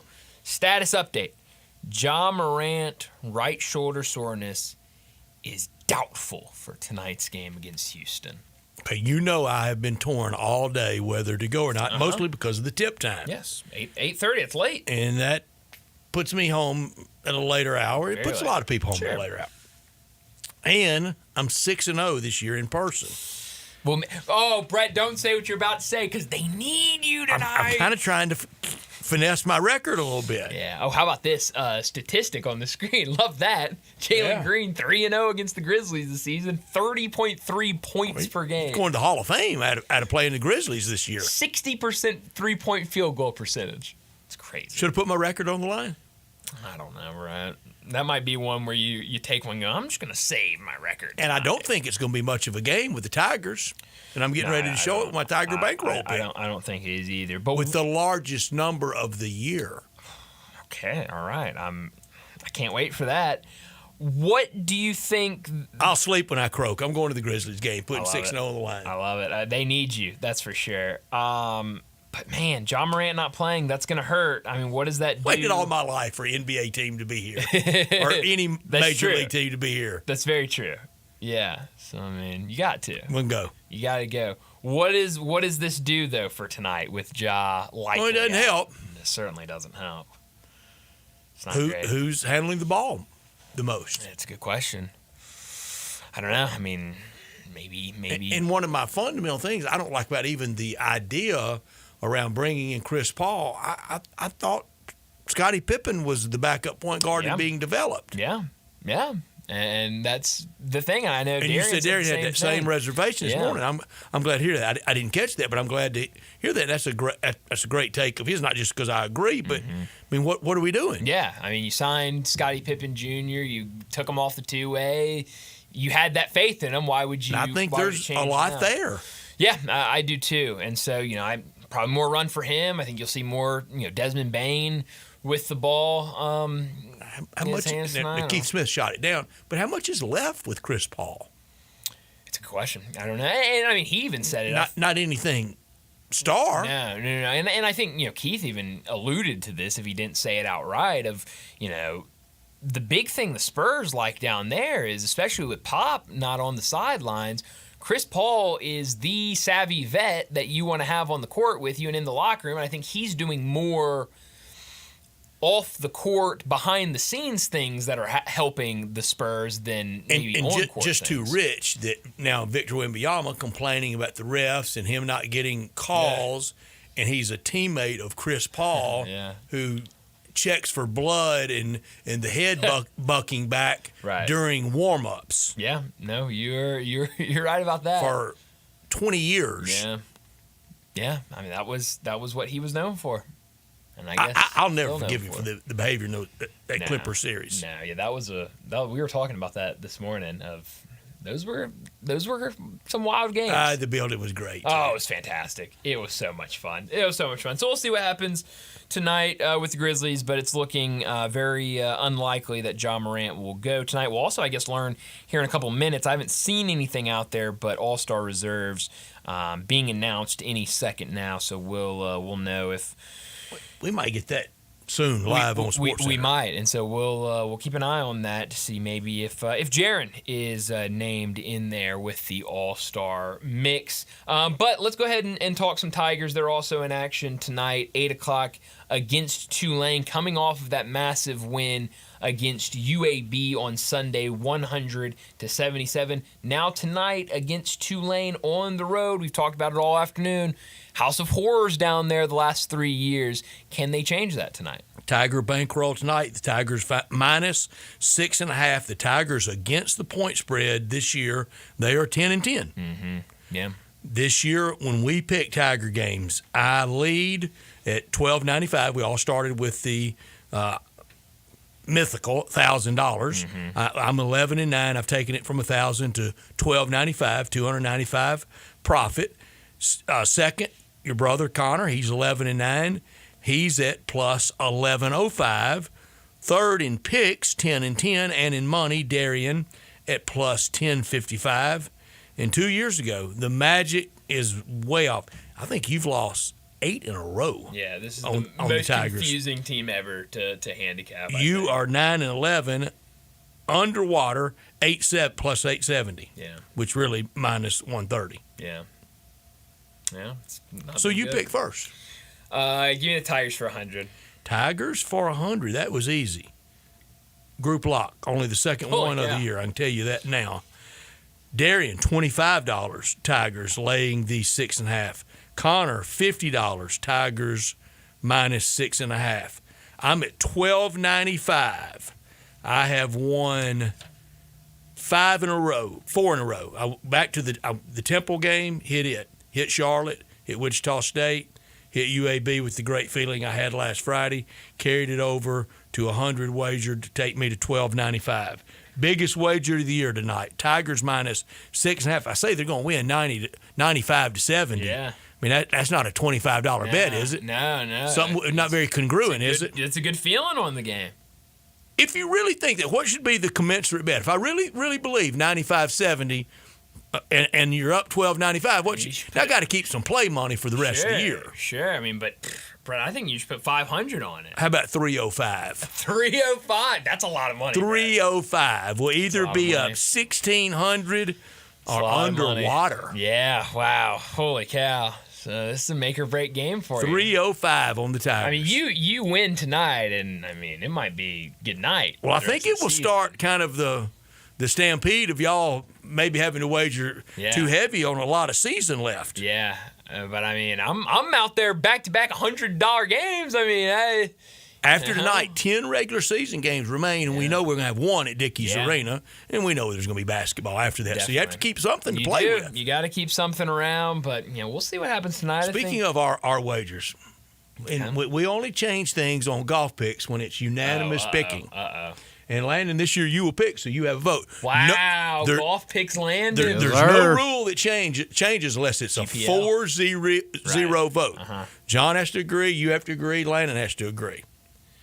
I say we need to start something that for a long time in golf picking on this station and anything, I can't believe we haven't. Okay. There's got to be a penalty for not making the cut. Oh, wow. Or withdrawing or DQ. Oh, jeez. You have to be in that money on Sunday night. There's got to be some penalty. What should be the penalty for missing the cut? I mean, what would the penalty be? I don't know. I think $500,000. It's got to be minus money. Yeah. You have 3 picks, 2 make the cut, you win $700,000. 1 miss the cut. I think it should be minus 500. I think it should be severe.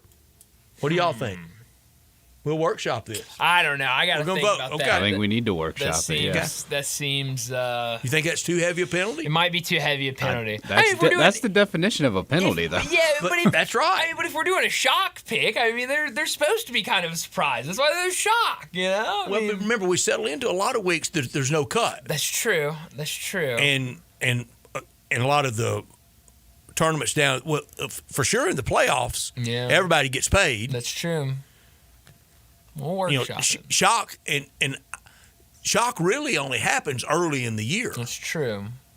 When it's relevant. Heck, a lot of these tournaments early in the year, I mean, you're picking guys you barely know anything about. That's true. I don't know if I want a penalty for, what was the guy last year that went out and won one and one of us had like Fishburne or something like that. Oh, yeah. I mean, there was a Fishburne. There is. I think there's 2 Fishburnes out there. I think they're brothers. I mean, Fishburne goes out and wins one, and I think John had him. I'm going, what did you know about Fishburne? And, so if I have Fishburne, he misses the cut. I mean, I don't know if I want a penalty. We will talk a lot of Tigers tonight after the result, and we'll talk Tigers tomorrow at 5 with Jason Munns from the Commercial Appeal. It's presented every Friday by Jim's Place Grill.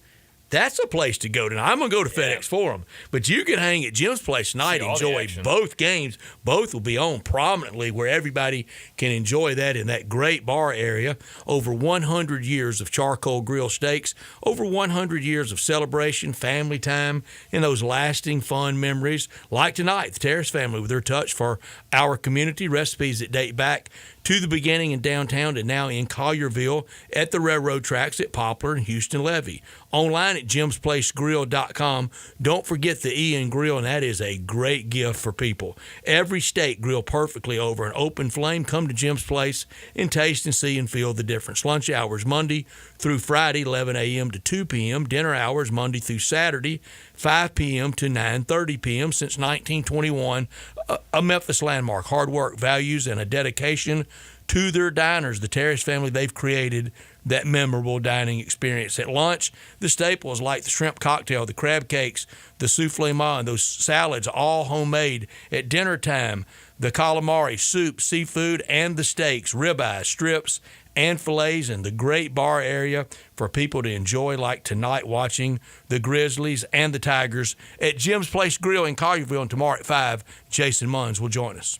I'm seeing East All-Star reserves being released. Nothing yet on the West. The East reserves, Jaylen Brown from Boston, Pascal Siakam from Indiana, Darius Garland from Cleveland, Cade Cunningham from Detroit, Evan Mobley from Cleveland, Damian Lillard from Milwaukee, and Tyler Hero from Miami. So we'll keep an eye, see when the Tyler West Hero, is. the hero of the bubble. The hero himself, Tyler Remember Hero. the bubble? Yeah, I do remember the bubble. What a time. Thank goodness that's over. What a wild time of history. I mean, that is always going to, the bubble is going to be remembered in basketball Had to be history done. forever. It had to be done, and it was well put together. I mean, it was, for everything going on, it was really well done, but it was weird to see a lot of those games and kind of the way that they looked. But we'll keep an eye on the West, see if any Grizzlies are on the reserves for the Western Conference. But let's go ahead and get to our final break, and when we return, we'll wrap up today's show with Crunch Time. Start your day with Sports 56 Mornings with Greg Gaston and Eli Savoy. Weekday mornings from 7 to 10, right here on Sports 56 and 98.5 FM. Jenkins Floors and More invite you to their retail warehouse where they pass wholesale savings on to you. Jenkins Floors in Little Rock, Cleveland, Mississippi, and now open in Horn Lake at 2356 West Goodman Road. Specializing in flooring and carpeting, tile, plantation shutters, and blinds, Jenkins makes your life easy with a 2-week turnaround. Contractors, builders, or family projects, call 662-469-9350 for a free estimate. Owners Timmy and Rebecca Jenkins say hello to Sports 56 fans and look forward to your business.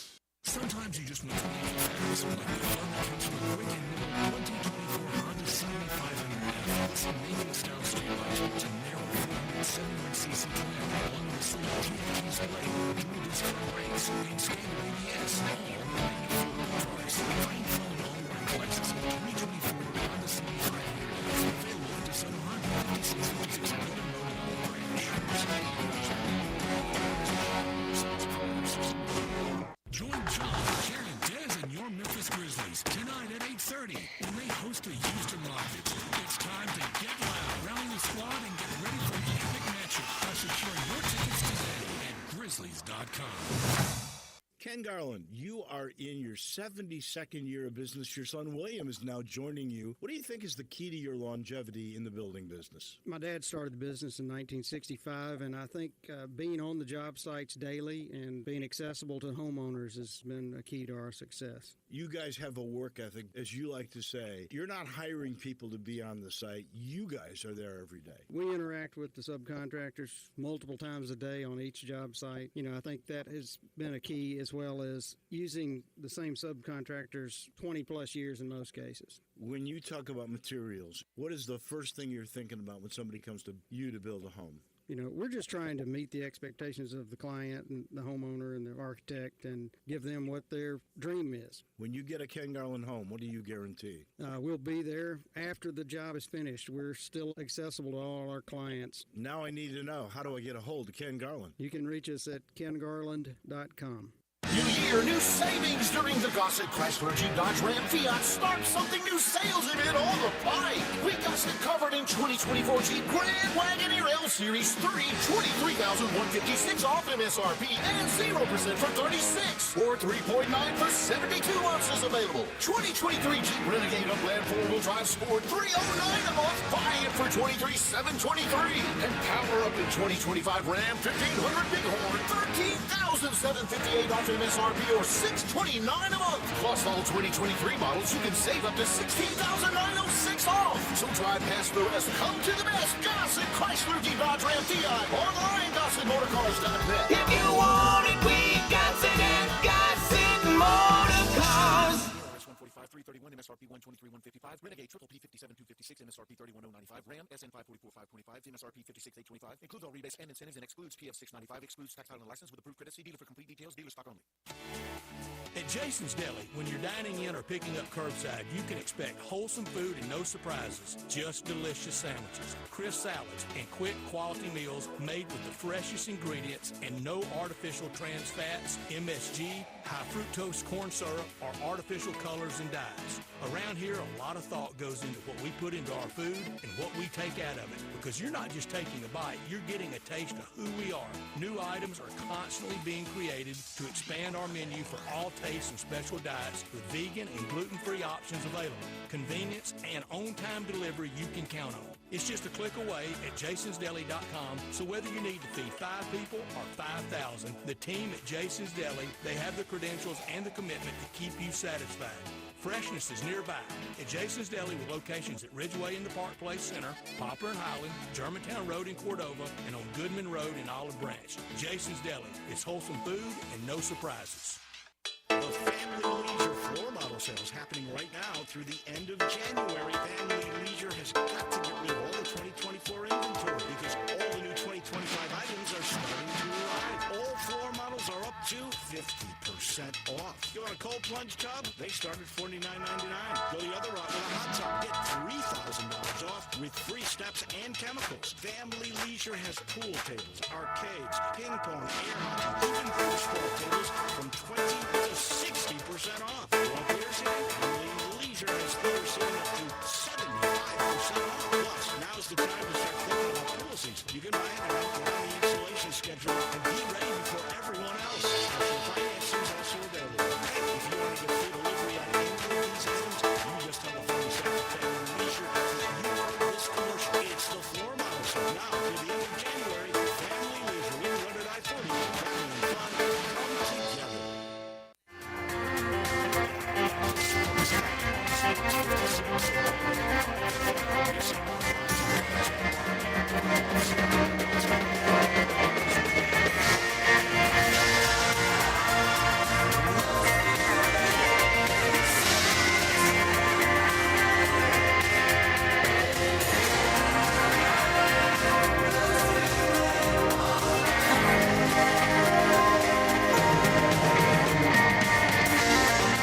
This is pretty cool, and we're just getting started, so.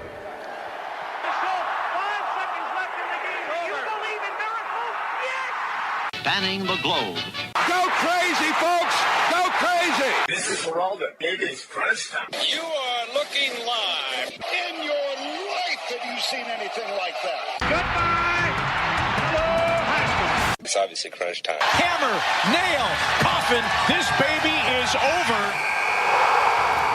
Well, Brett, what I learned today, we talked about the Eastern Conference reserves before we went to a break. Now the Western Conference reserves have been announced over on TNT. I'll run through them real quick. Anthony Edwards from Minnesota, Anthony Davis from the Lakers, James Harden from the Clippers, Alperen Sengun, who the Grizzlies will see, hopefully, if he's able to go, tonight for Houston, Jalen Williams for Oklahoma City, Victor Wembanyama from San Antonio, and Jaren Jackson Jr. Way to go. From the Memphis Grizzlies. He has made the All-Star game, so a two-time All-Star now for Jaren Jackson Jr. Much deserved. The way he's been playing this year, he has taken, we've talked about it a lot, that next step that a lot of people were waiting to see from him. He's taken that step and is really has become a force for the Grizzlies. So definitely glad to see that for Jaren and good recognition. And the game doesn't matter, but that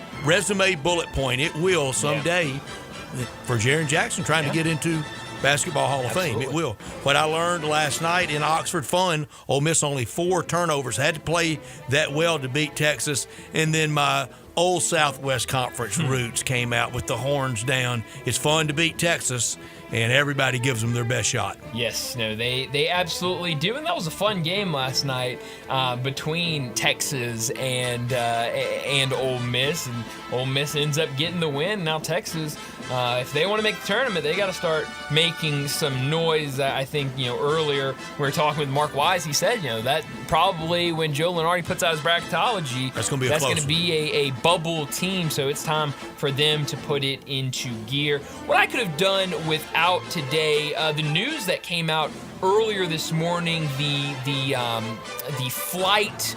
The plane accident that took place last night in D.C. Last night when that happened, pretty late into the evening. It was a lot of unknown.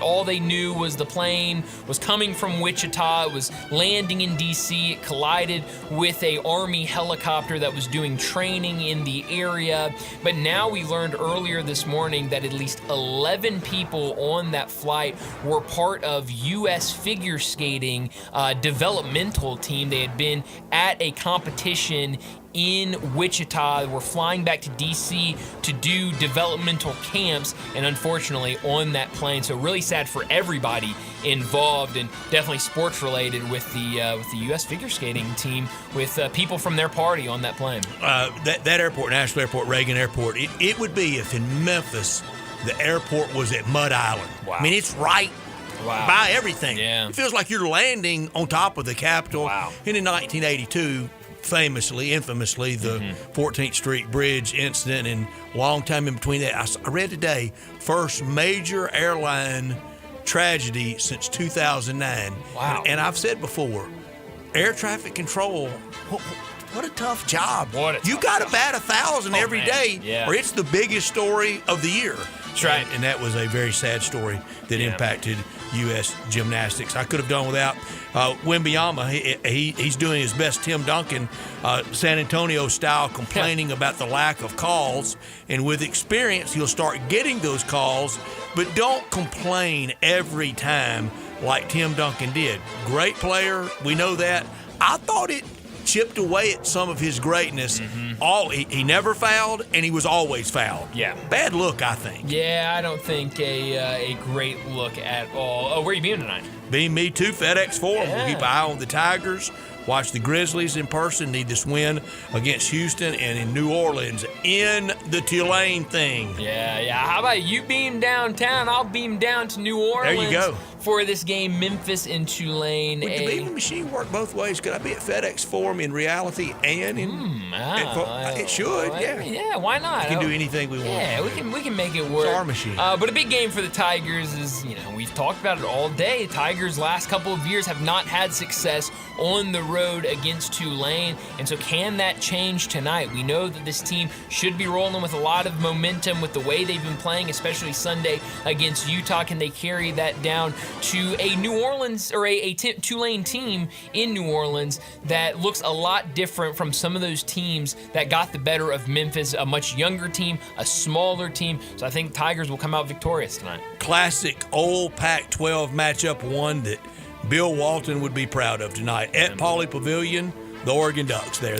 He would love that. Also, we'll see if Bronny's minutes tonight in D.C. are better for the Lakers than it was the last time on this East Coast trip for the Lakers. And game of the night, I think, in sports, downtown Memphis, Houston against the Grizzlies. Yeah, going to be a lot of fun. We're going to see a lot of the all-star snubs over the next 24 hours, who missed out on it and how they shouldn't have missed out. I'll go out and throw out one right now. Domantas Sabonis, what he is doing for the Kings right now, currently averaging 20.9 points per game, 14.5 rebounds per game, gets forgotten all the time. He has had 3 straight triple-doubles in his last 3 games in an all-star. So that, I think, is a huge snub for him, because I definitely think he deserves to be there. But definitely congratulations to Jaren Jackson Jr. on making it as a all-star reserve. Well, that's all the time we have tonight. If you're going downtown for the Grizz game, drive safe, enjoy the action. For everyone, enjoy your night. We'll talk to you again tomorrow afternoon.